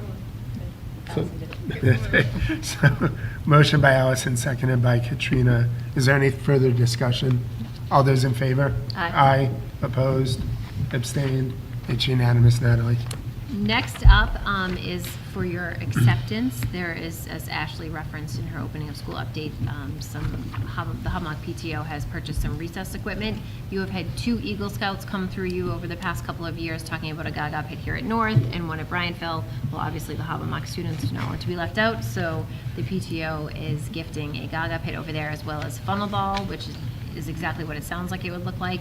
They're not necessarily, permanent alterations to the property. They involved like a cement piece, but I just wanted it out there that the improvements are happening at Hoppemock as well, even if an Eagle Scout isn't picking it up. So you're just accepting it because the dollar value is So small. Yes. So can I get a motion to accept the Hubbardston PTO gift of recess Can I ask equipment? just a quick question? Yeah. Where do they is there how do we know what they're buying is safe for So elementary yeah, kids? the Gaga pit is similar to what is here. They provide us with documentation that we keep for that, and the Funnaball comes through a state licensed playground company. So they don't have to purchase off a state contract like we're bound to do, but for equipment like pieces, that's the direction that we put them in. So when they're looking to buy something, they usually reach out to us and say who's the vendor we're supposed to use, just so that we know that it's compliant. Great, thank you.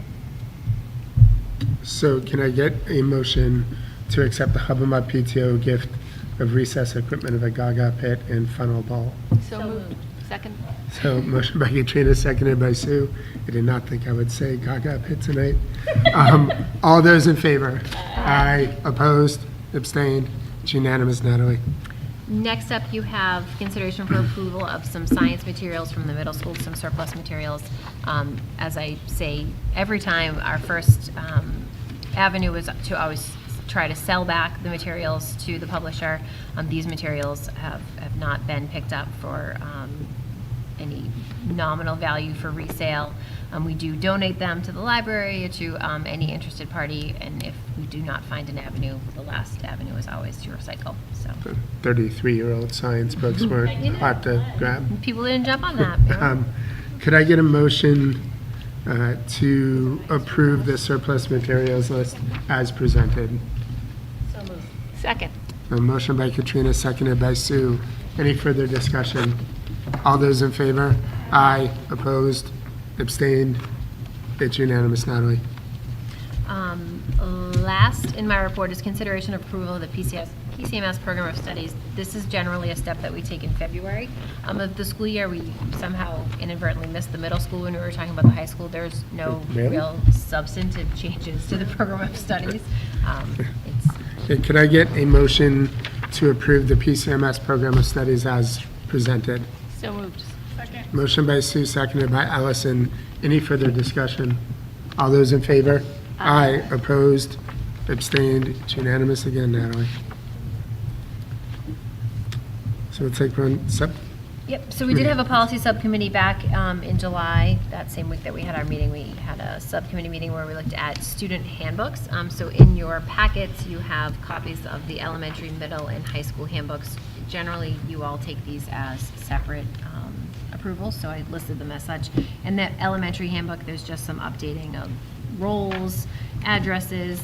The only real big change is on page 23 and 24. It is template language that was inserted in all 3 handbooks about discrimination, Title IX, and civil rights. So in addition to the language that we had in the handbooks prior, this is an outcome of the new regulations that went into effect on August 1st. So these are changes to comply with law.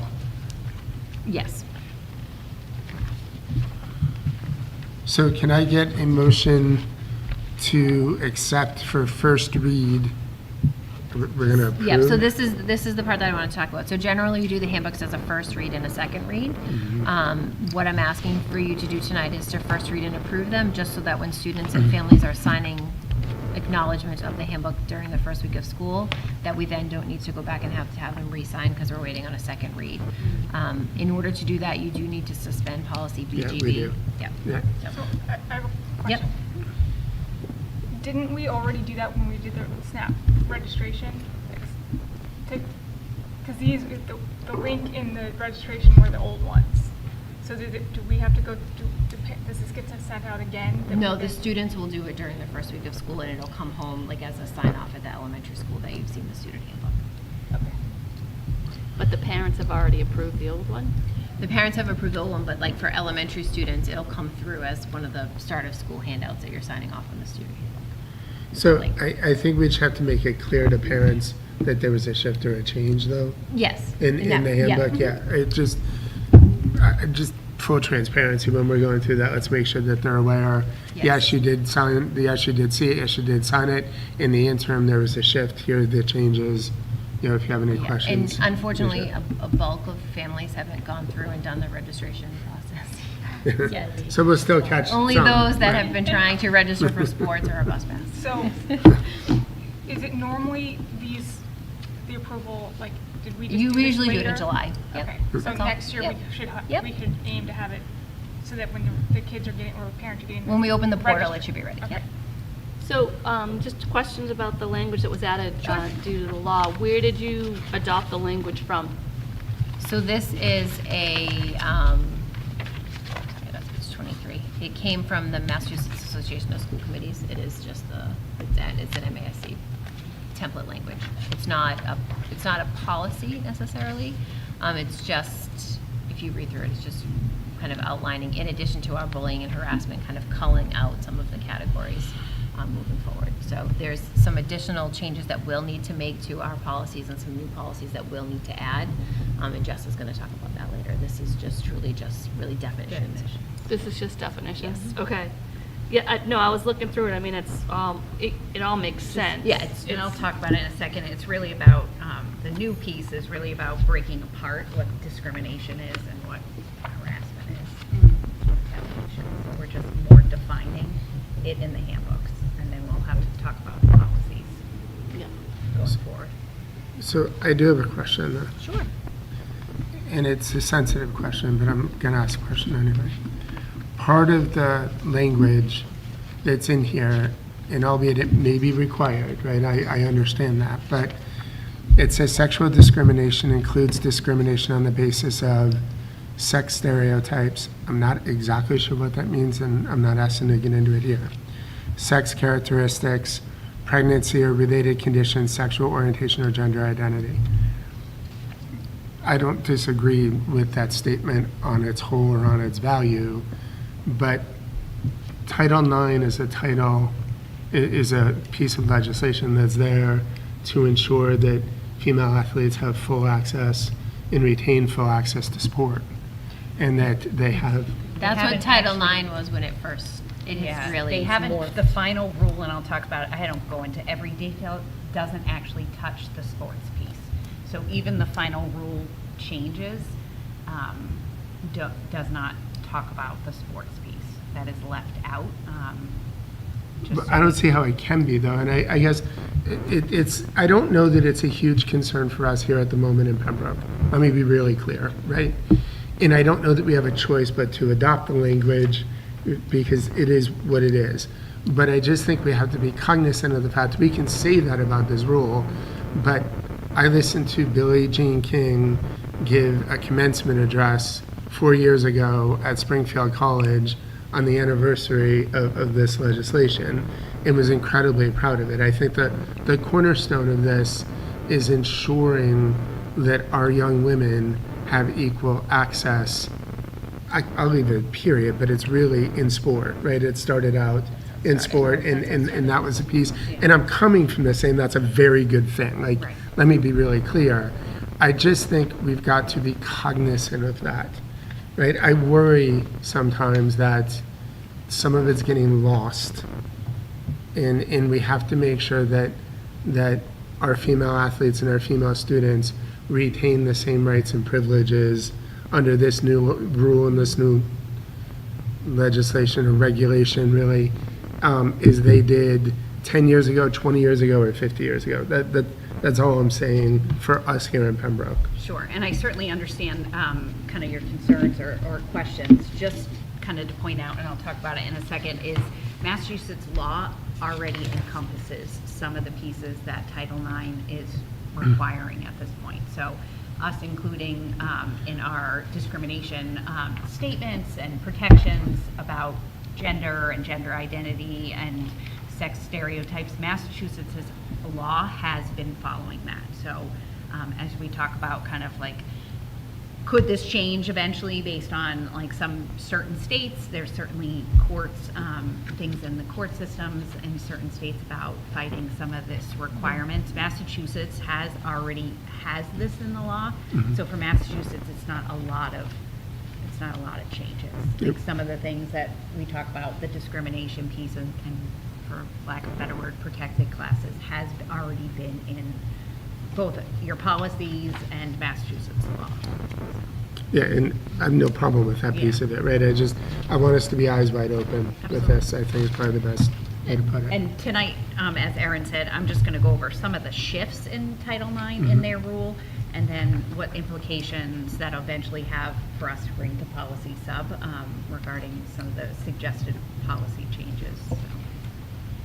Yeah, and so the only comment I would, like, again, it's law and we don't really have much of a choice but to insert this language, but it's, it says one of the defining characteristics of sexual harassment and discrimination says whether it is intended or not.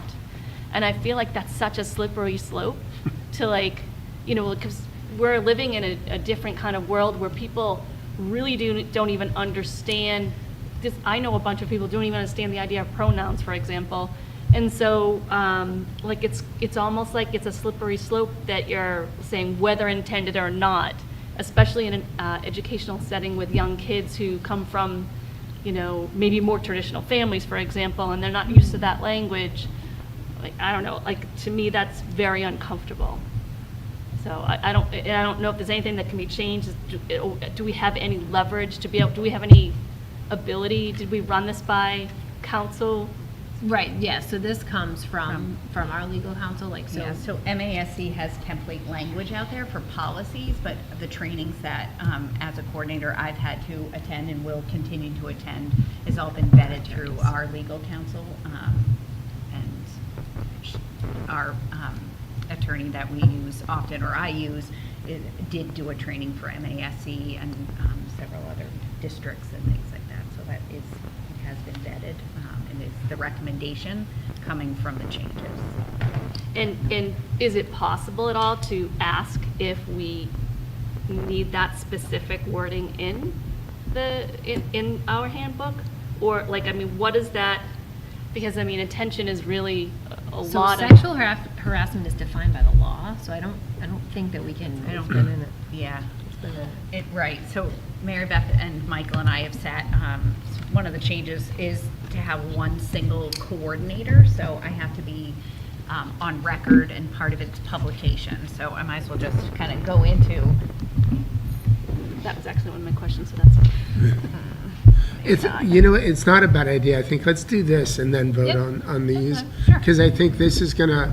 That is the only real change in all of this. Is right, gonna ultimately bring it. Go Real ahead. quick, I don't see the athletic handbook listed, but is that? I didn't mean to not put it on there. Is it not working there? Okay, So that's my adjustment to the agenda. okay.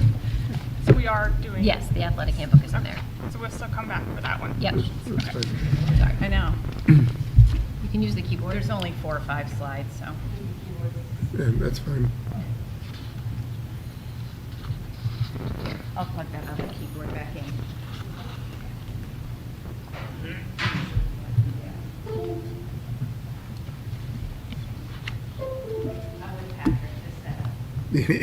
Yeah. Just- It's different. yeah, it's not gonna work. There's got to be a different, maybe if this.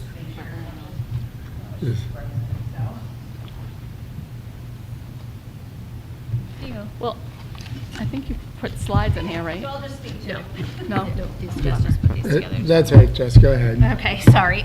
So part of the Title IX kind of shift in what they're calling the final rule is shift in language. So as we started talking about, instead of Title IX being protection or prohibiting of sexual harassment, they've broken kind of discrimination and then sexual harassment being part of discrimination. So it's now the prohibiting of sex discrimination, which could include sexual harassment. I wish there's definitions up there, but part of the recommendations or requirements are publication. So one of the reasons why we have to define this in the handbook is any changes that we make to who's a civil rights the coordinator, our procedures for complaints. It's up here. I did it. It's this box. Okay.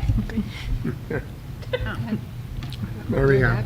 I don't know where that came from. There was a mouse right here, I and I moved accidentally it. pressed it when I passed the mouse. Oh, well, thanks. Way to go, Katrina. That's the one that goes with the TV, but it wasn't over there earlier, so. Anyway, part of the requirements are policies, changes, as well as procedures. So Michael and I have always served as Title IX coordinators, in which if there is a complaint previously of sexual harassment, now we're talking about sex discrimination and/or sexual harassment, there is a complaint process. We currently have, through the current policy, what's called a grievance procedure. Some of those changes are requirements through the new final rule, they're calling it. So a lot of it is process and procedures for protections of both the complainant and then what's considered the respondent, so who is being accused of that.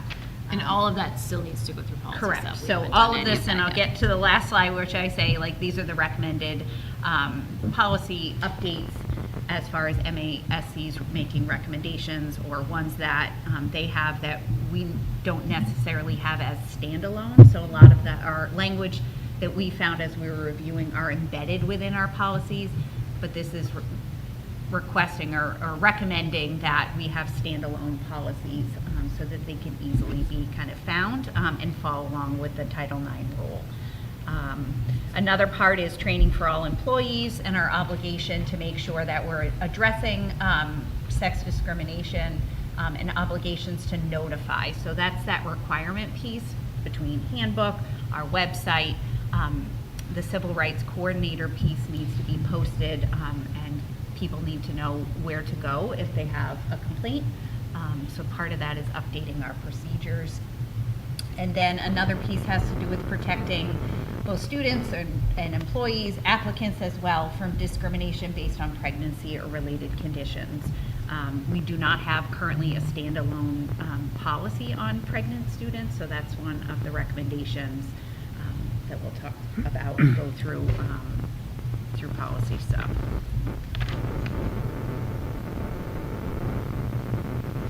Again, additional kind of changes besides kind of the shift, and I just noticed a typo earlier, so I apologize. Requiring some of the procedures to have supportive measures, so to both the complainant and the respondent. So making sure that they are feeling safe in their environment. If we have to implement, and we have in the past, as different things have come up for students, whether it's class changes, making sure they have a point person through the entire process, from the complaint all the way to the decision that's made. Another addition is prohibiting kind of disclosing personally identifiable information. So previously in our reports, it may have listed the complainant's name. We are prohibited from doing that, even though it's still part of a record, so it gets a little confusing there, but we're going to be required through our reports just to be talking about, which some of this Michael and I have already done. We identified kids as like witness number 1, witness number 2 versus putting names, but now it's a requirement or a prohibiting of. It protects students, employees from retaliation. So another change, we don't have a standalone retaliation policy, so that's being recommended, and that we're notifying people about retaliation, supporting the rights of parents and guardians. Again, some of these are practices that we've already had in place. So through our practice, Michael and I have always allowed parents' involvement. So, you know, we like to, if it's a student complaint, we like to meet with the student. Parents of especially elementary and secondary as well can be part of that process. Previously, by the law, parents couldn't make the complaint. It really had to come from the complainant, even if it was a student. Again, Michael and I have always been open to parents notifying us, and then obviously bringing a student in with their parent or caregiver together. Now it's a requirement. Investigations also include things that happen when we consider off campus and outside the U.S. So I just note, and our legal counsel advised, just being aware of field trips. So if something happens on a field trip out of the country, it's still something that we have to investigate. And that would also include all of the trips we approve. Correct. All the So school-sponsored our trips. legal counsel had right? just wanted, making sure, kind of a note in our training about school committees being aware of that as you approve kind of out of state or country field trips. One question I had was, does it always have to be something where it's a school event, or could it be something that happens like online with a student, and then does that also, or is it only school? So it's sponsored within events? our kind of boundaries, and then just like with disciplinary things, if it impacts obviously a child's access or impacts in school, then yes, it's something we have to investigate. But typically, Title IX is something that happens on our school grounds or within our realm of, under our umbrella, bus stops, bus, field trips, things like that. Okay. The sporting events. Correct. Okay, got it. That makes sense. And another kind of change more to the procedural piece is previously a complainant would have to come forward and file a formal complaint. There are times where our building administrators are looking into something and may call something sexual harassment, but the large process of Title IX, if someone didn't want to make a complaint or file anything formally, that was kind of where it ended. And now the coordinator, again, on record, it has to be one single person. So we have found our procedures helpful to have both Michael and I in that process, to have two people's kind of set of eyes on things, making sure we're receiving notes correctly, our reports are correct. On record, there is only one kind of coordinator of civil rights and Title IX, so that will take that kind of role on. With the changes, I am allowed to open up an investigation, again, pending all of the approvals of our processes and procedures associated with the policies, even if a complainant withdraws or doesn't open. So I have the right to then open a kind of an investigation under the new rule and approval of our new grievance procedures.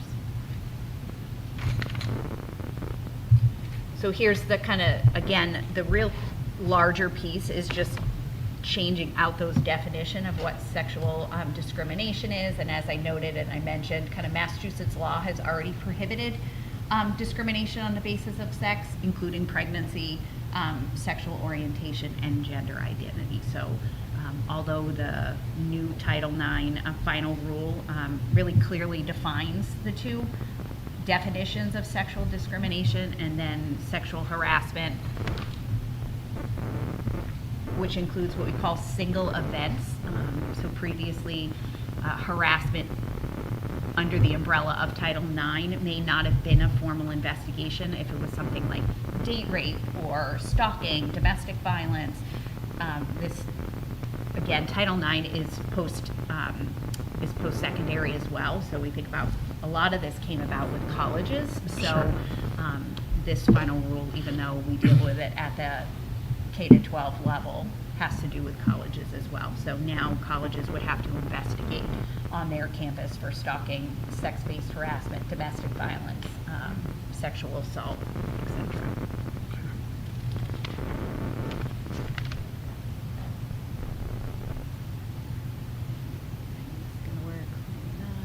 And so here's kind of where we've been getting at. The recommendations, again, vetted through our legal counsel.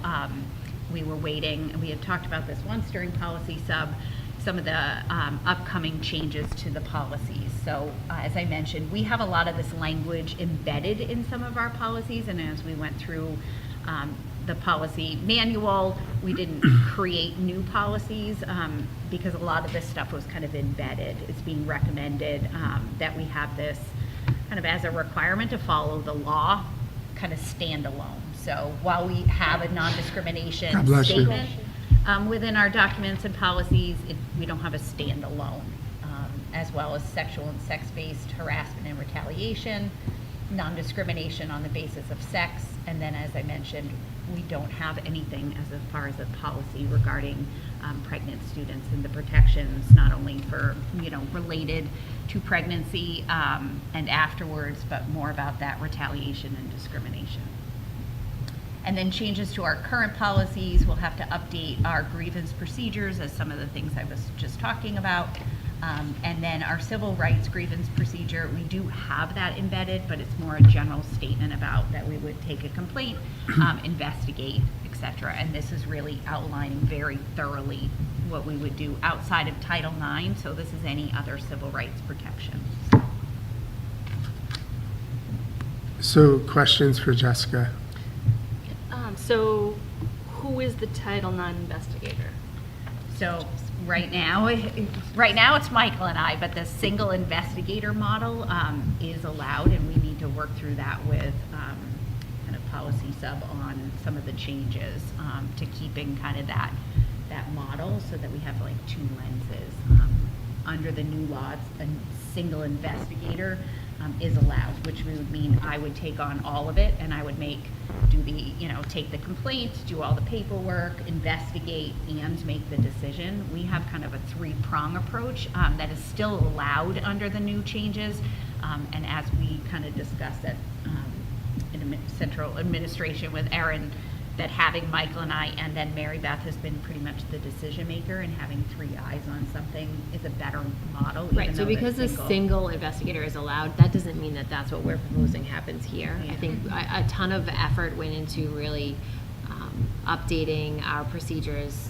It's almost been 2 years now ago at this point, and a lot of thought and process went into that. And just because we can go kind of streamline it and have one person do everything, I don't think that necessarily makes the most sense, but that's something we would talk about before we move forward with a recommendation to change what we're currently doing. I actually think, to your point, that there should be like a multi-tiered process where, you have like someone else who's the appeals person, I don't know, but I almost feel like there should be a committee or something, or like 3 people that discuss it, or. Yeah, I mean, our process now is that Jess and Michael are part of the conversations with students and with families. They write up their findings, their reports, there's exhibits. Parents have an opportunity, students have an opportunity to kind of add on to that, and then it goes to an entirely different set of eyes. Mary Beth, who wasn't in any of the meetings, is an outside looking in, taking in all of the facts and making a decision. I think that has worked well for us. I wouldn't necessarily see us thinking it makes more sense to have one person do all of that. Yeah, so Erin is always. I'm always the appeal. Yeah. No, I think that's reasonable. I mean, I do. And to your point, it's multi-tiered, it's multi-layered, and you have enough objective set of eyes and eyes that haven't been there. But questions from you guys? How many of these do you do a year? Is there? A few.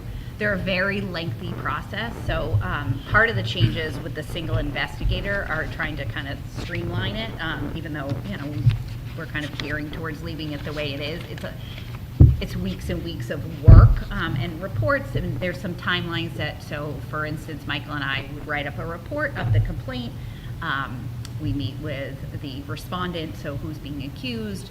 They have, their side of the story. There might be exhibits, so we're writing a report, we're sharing that with the student and or family or employer for feedback. They have a chance to do that. They have a chance to write questions back that we then have to re-interview people or make statements within our reports. So it's lengthy, but we have a couple a year. Do they stay confidential, or does this become public record? They're not part of a public record, so it's confidential. Other questions? So I think, I'm glad we did that first, right? I actually think that's helpful because this can be a hot button issue, right? So what you have in the handbook is just those definitions. No, I discrimination, understand, harassment. but I think it's important to go through that before we vote on this. I think the other thing I will say is, like, the spirit of this is really important, right? It's about protecting our kids, it's about protecting all kids. I think that's incredibly important. But it also means we have to be judicious in how we implement kind of what you're saying, the protocols, because sometimes these things lose logic, right? And lose the ability to understand the contextual timing and what happened and sort of everything else.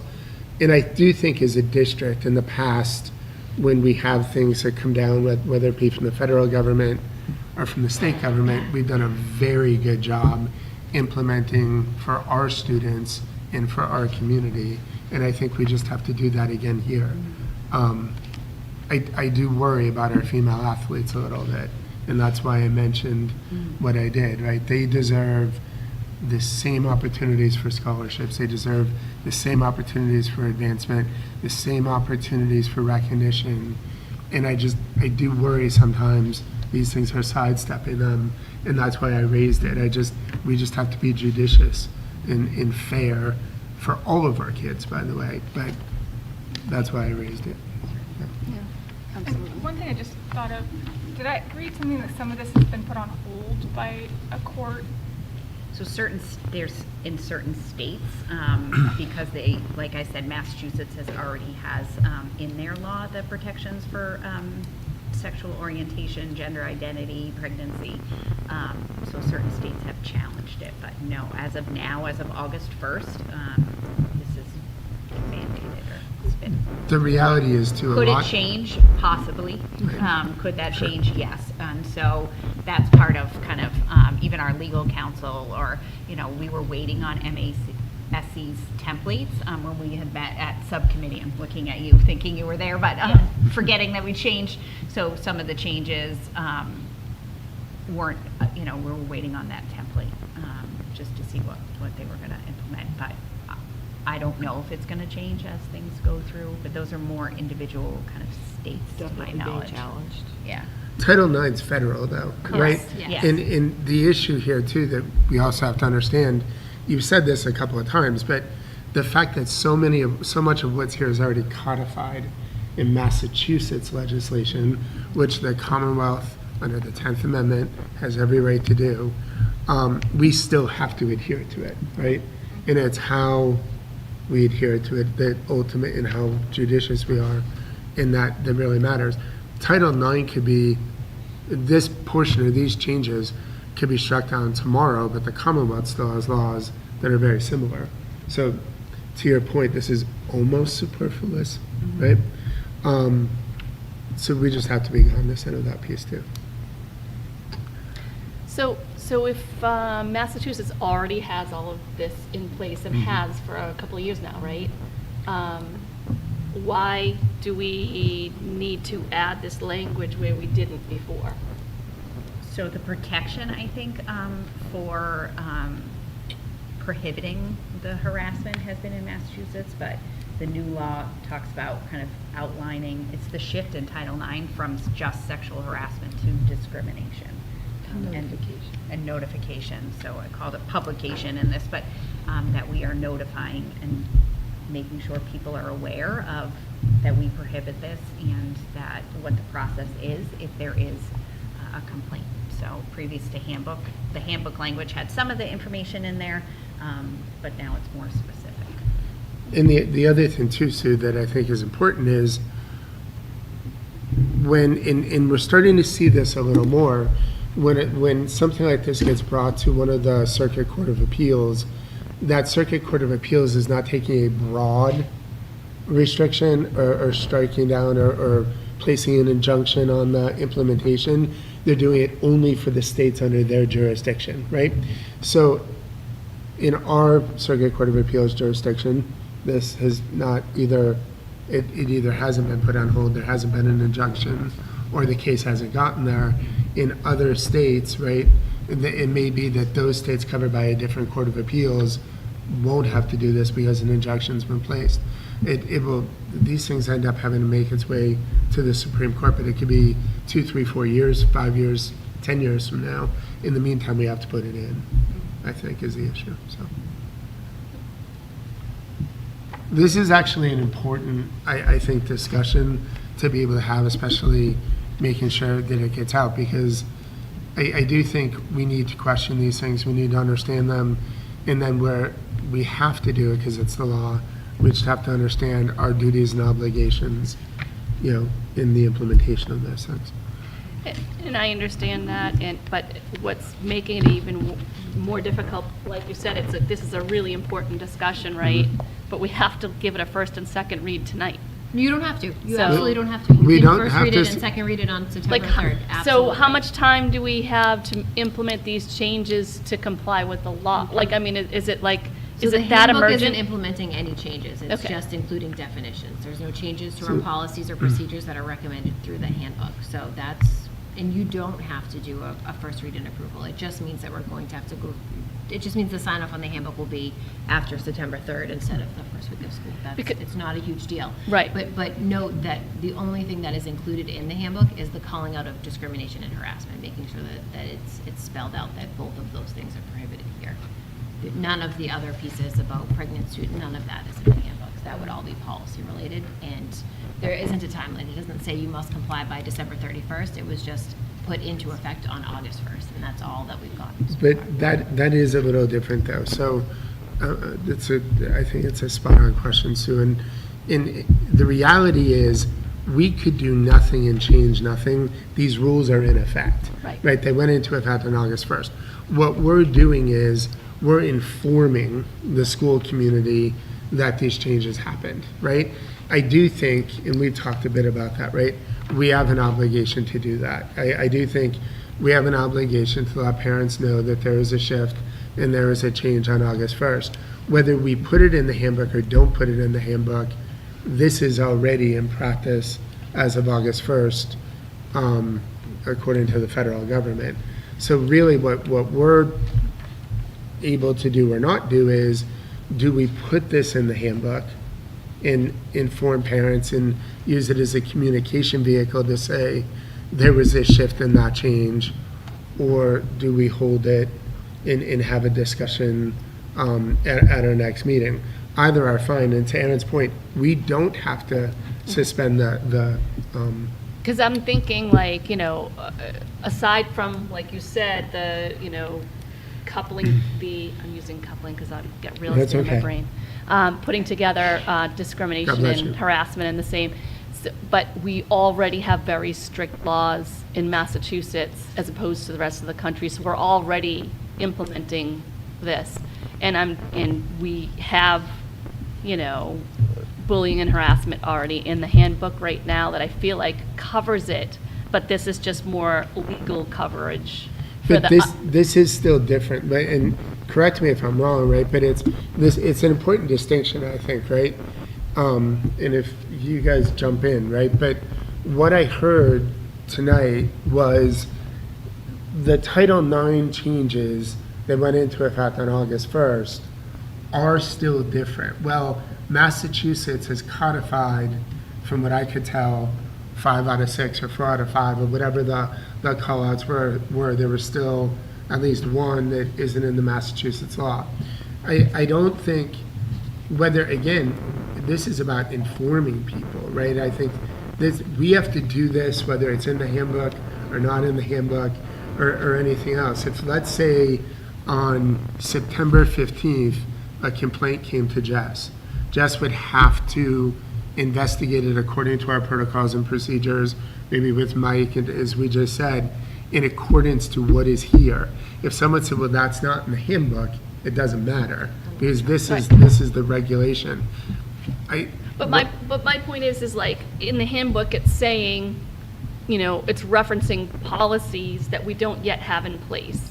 So, yes, you're right, and yes, there is a distinction and everything, but we do already have information in the handbook, and I have a couple of questions that I would like to research whether or not it should be in the handbook, like the intent piece. And we also haven't put the policy together about what we're going to do. Like, we're giving people a handbook with no direction on what happens should somebody feel discriminated against based on their gender identity, for example.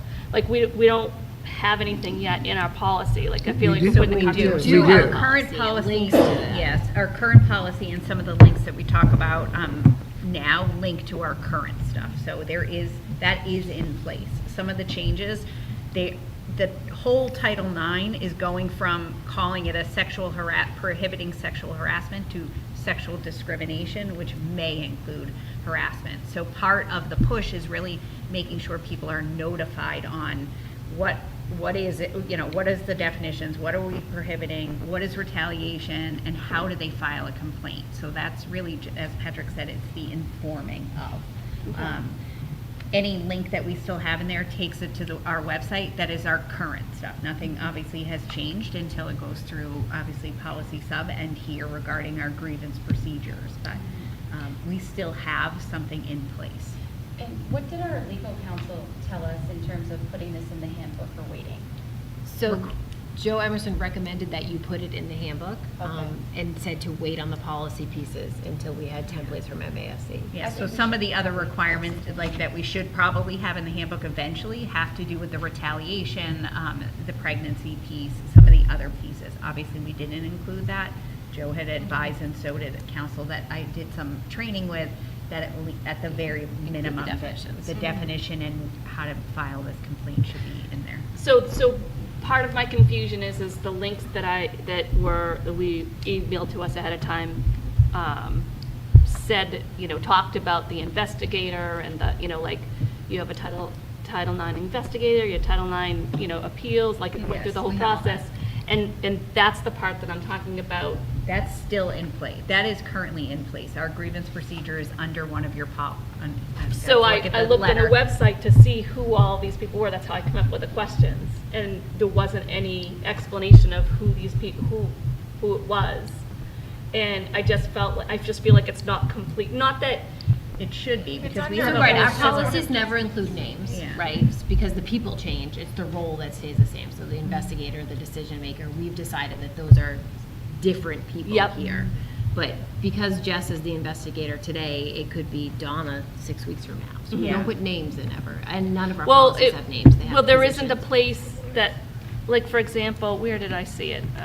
There's like a whole thing that shows who does what, and So none it's of it shows who the investigator is, like none of it shows No, but the it's a process. Title that could IX change. coordinator. So Yeah. the Title IX coordinator under our current grievance procedures, Michael and I as coordinators are allowed to assign an investigator, or we can do it ourselves. So that's in the current procedure. So Michael and I may meet with a student, and it makes more sense. Mark has already started the investigation because they were, he knows the student. Okay, Mark, I'd like you to investigate. You give us the information. Michael and I are the gatekeepers of the process. That's the current. Yeah. So in our civil rights kind of chart that we have on our website, that's in handbooks, under the student service section of our website is all these documents that I'm referring to that are currently in place, as well as the information about the Title IX coordinators and Michael and I's training that was required in 2020. I mean, I'm not saying, like you did. No, Please no. don't misunderstand what I'm Yeah. saying. No, the I am links- just saying that we don't have all of the information yet, and we're changing this. Because we haven't done, I mean, MASC has come up with the templates, as I understand it, right? Right, and we're not, at this point, recommending changes to the policy. The only inclusion that we talked about at policy sub was the inclusion of the definitions, and that's what you see here. The only thing in these Yep. handbooks is the definition, discrimination, and harassment. Yeah. I think so. Maybe it'll help to know, or to think through this. The only change that it sounds like is being made is including these legally required definitions as part of the handbook is a communication vehicle to students and families. Sure. We would agree that's probably an important thing to do. Yeah. I think our current and existing policies are going to stay in effect until policy sub meets and makes any adjustments or amendments or recommended amendments, and then the committee votes on them. So there's a couple of places I think that we'll be able to do that.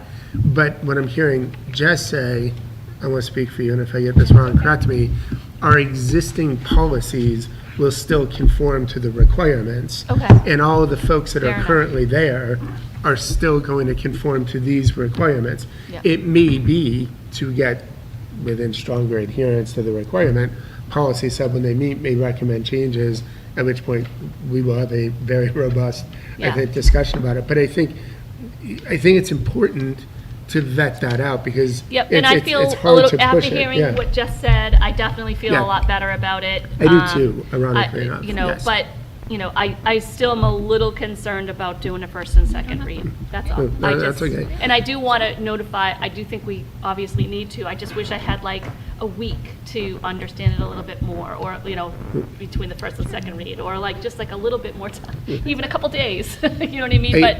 But I'm just not sure, I guess the question becomes, what will change with what we're putting in the handbook?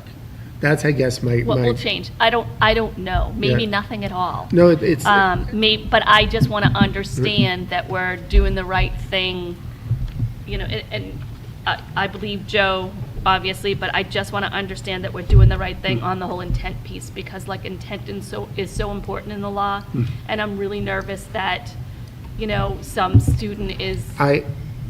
going to look, misstep and be, you know, accused of harassment. I'm curious, does anybody know if the word intent is actually in the law? Like, It did that is, come yeah. from it? Is it come from, it? Yes. Then I don't think we can change it unless. Is it actually, so do you have the law handy? That would be very helpful. On I- the internet. This came from, I didn't create these kind of definitions. I would have to pull up the. Yeah. That's specifically why I asked where it came from. Yeah, yeah. But if it's in the actual law, then there's nothing we can do about No, it. these aren't our words, so. But it would be nice to reference it. Yeah. 71B1. Well, I think it's coming from the No, federal it's government, the federal right? government, it's a Title Yeah, IX. it's the Title IX It, decision. Sue, for whatever it's worth, I actually share your concern with how broad that is, Yep. because I worry it could be used against somebody, right? Absolutely. In a horrific way. Absolutely. I actually share your concern completely, and as part of the, I think we do have a track record of being very judicious about these things and making sure that we're somewhat logical. That goes to protecting all kids, right? It's about Right. making sure all kids have the right protections. The thing that I'm struggling with, because I sympathize with what you're saying greatly, I don't know that there's a whole lot we can do about changing the language. Yeah, and nor do I. But As again, frustrating as it is for me also, but you could be 100% right, and everybody here could be 100% right.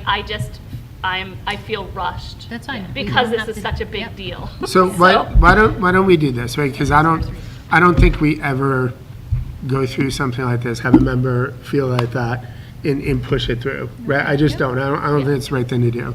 So I'm going to recommend, and then you guys can vote yes or no to this, which will tell me what you want to do, that we consider these as a first read. I don't think it's the end of the world if we come back in 2 weeks' time, roughly speaking, and vote on them, and vote on the actual handbooks to implement them.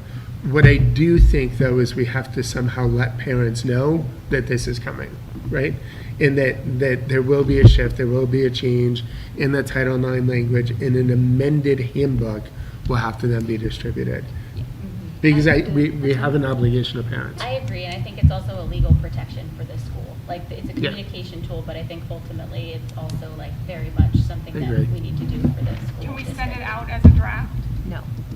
I wouldn't. No, I So I be a wouldn't do that, letter it'll be, or something like it'll that. be too confusing. Yeah.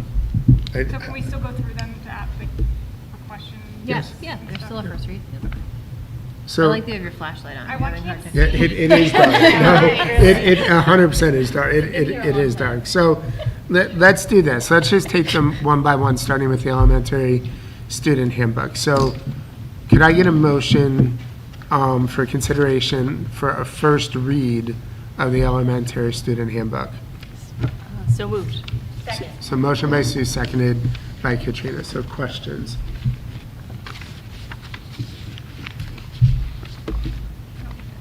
Like I said, the other language changes that you see here in yellow are just to align with our current procedures with like pickup patrol and a couple of other, it talks a little bit about hot lunch, that kind of stuff, but nothing substantive.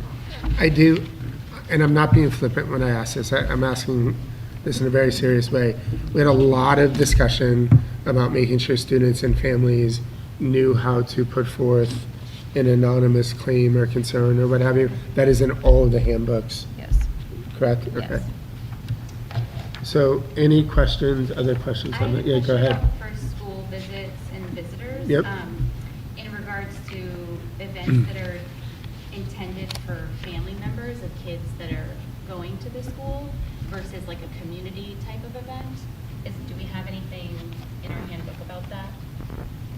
I don't think I understand your question. Yeah, like let's say somebody from the community comes to an event that's intended for second grade students. And it's supposed to be about the curriculum for the second grade Everything students. is open to everybody all the time. Our buildings are community buildings, so if we're publishing that there's a meeting, it's really open to everybody. Even if we try to gear the audience towards second grade parents or second grade families, anybody is welcome to participate. So where you were going is if there's a play in the middle of the day with second graders, could anybody show up? Yeah, like. Yeah, but everybody goes through the same visitor entry screening Yeah, process, so. okay. Got it. Other questions?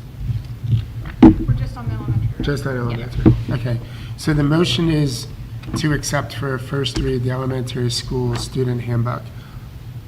Didn't we just do? No, I'm just reminding everyone that that's the motion that's on the table.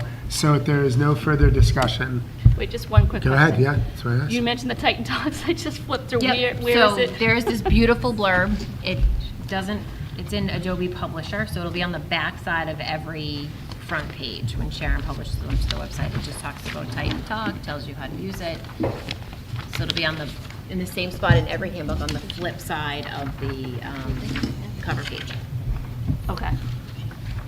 Okay. So, any other discussion? No. Okay, go ahead. So this actually doesn't mention the whole anonymous piece? So everywhere that Titan Talks is a link, then it'll take you to the tab. It is abundantly clear that you can fill it out anonymously. Like, it Everything about doesn't- Titan Talk says you can fill it out anonymously. You don't have to, it doesn't even ask you for a name. Oh, I think it does, like when I was just looking at it yesterday, even on the app, for example. It's not a required field to fill out a name. I can show you this afterwards. It's not a big deal, but it, it does ask, but, it's not a big deal. I'll talk to you about it afterwards. All right, I'm good. Okay. So, all those in favor of a first read for the elementary student handbook, say aye. Aye. Opposed? Abstained? It's unanimous, Natalie. So can I get a motion to accept for consideration of the first read, the PCMS student handbook? So moved. Second. So, motion by Katrina, seconded by Sue. Any discussion on the middle school student handbook? So the changes to the middle school student handbook are just to align a little bit more with the high school handbook. You'll see there's some large sections of red in there. We did go through it pretty extensively at policy sub. It's really some more alignment across the building. I don't think this one's fully redlined, at least in my copy. Mine's significantly longer than that. On page 12. Yeah, but like the sexual harassment part. Towards the back. And I'm just throwing this out there too, like I had the old student handbook to look at, to compare, but are you including the old language, or you just take it out and put the new language in? So or- we usually cross out the old language and put the new red lines language. So then, what I would ask maybe the superintendent is we'll resend them out with updated red line language. A first read is just getting it into the process, right? And it's for these reasons, right? Is something missing? Do we not see something? Sort of that type of thing. There is a lot of addition towards the Good. back that is in here but isn't redlined. The actual language is in here, it's just not showing as a red Doesn't line, show so that that's it's fine. new. So we'll resend it out with the red line to make sure And just- that it's very highlighted. Like, I agree with, we need to, have this be a first read. I'm concerned about waiting 2 weeks, like we have to go through, like 2 weeks, like a week and a half of schools, or any way we can try to meet to get this. Like, So you're going to go through 3 school days, so I'm not Yeah, we're meeting on the. If you are already at the max level of tardies on the 3rd day of school, we are going to have a bigger problem. It's happened. It's more like getting this to the parents, like, to me, this makes us look bad that we're not on top of having these ready for the start of So school. we did them at the August meeting last year too, so it's not, No, but I think what. I understand what you're saying. But for whatever it's worth, it has happened in the past. Right? And you all receive your packets ahead of time. If you open them and notice that there's something missing or something isn't redlined, if you let me know, I can fix it beforehand. So when I'm going through, I'm thinking about what we talked about policy sub, I'm looking at the summary page, I'm like, okay, this looks good, it's all the same thing. But if you notice something that I didn't catch and you reach out to me, then it gives me an opportunity to get it to people ahead of time. But And, I mean, so the fact that you sat and compared them, I think is awesome. This does have the new language, right? So Yes. if anybody looked and did in a there, compare, the yeah. language that is here is the language that you all agreed to at policy sub. So as you read through it, you're going to read the language, even if it's not, is this different, is this new? If you have a question about it, you can ask the question. Yeah. So that was initially a motion by Katrina, seconded by Sue, in consideration of a first read for the PCMS student handbook. Are there any further questions? All those in favor? Aye. Opposed? Abstained? It's unanimous, Natalie. And then finally, can I get a well, actually, we have two more. Consideration for first read and approval, for first read only of the PHS student handbook. So that's all right. Motion by Katrina, seconded by Allison. Is there discussion or questions on the high school handbook? So again, the only substantive changes to the high school handbook were the sexual harassment information. Every page is numbered 19, just so you know, so on page 19. And then we had lengthy conversation at policy sub in regards to the proposed changes that you're going to hear for the athletic handbook. Our wording regarding athletics applies to extracurriculars as well. So that conversation that we had at policy sub about athletics is included in the high school handbook under the extracurricular section. So, Go And ahead, this is Sue. a full Yeah. redline version. so can you go over the Yes. changes? Yep. Before we. It's this, maybe you want to do it at the same time because it's the same as the Yeah, athletic of the handbook. athletic one, yep. So I'm going to give it a shot, and Mark is here too to jump in when I screwed up. So we have always had language in our athletic and student handbook regarding eligibility for students to participate in whether it's sports or extracurricular activities. We did have a situation come up this year where it was definitely brought to our attention that the language could be clearer on how you're determined eligible or not eligible over the course of a season or an activity that spans marking periods.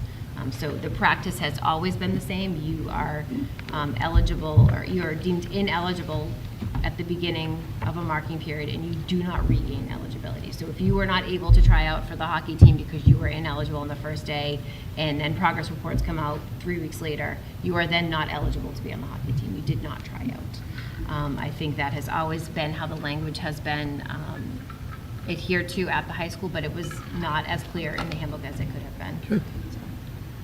And Mark, you agree that that's been the practice? Yes, Yeah. Okay. And 24 credits at 6 classes, right? correct. That, I don't know where that 16 came from, to be honest with you. I don't know why it's there. It's never been 16. That means you take 4 classes of high school. That means you're a part-time student. So, I'm guessing it's a typo some year that we just didn't catch. So it is 24 credits. We have to have that as a minimum to be. And seniors who do their studies or whatever, I don't. They They all still have have to take 24. 24 That's credits. still 24 Yep. credits, okay. Yep. So it's 24. It's 24. Any other questions? Can we, is it possible to take the athletic as a first and second read and approval?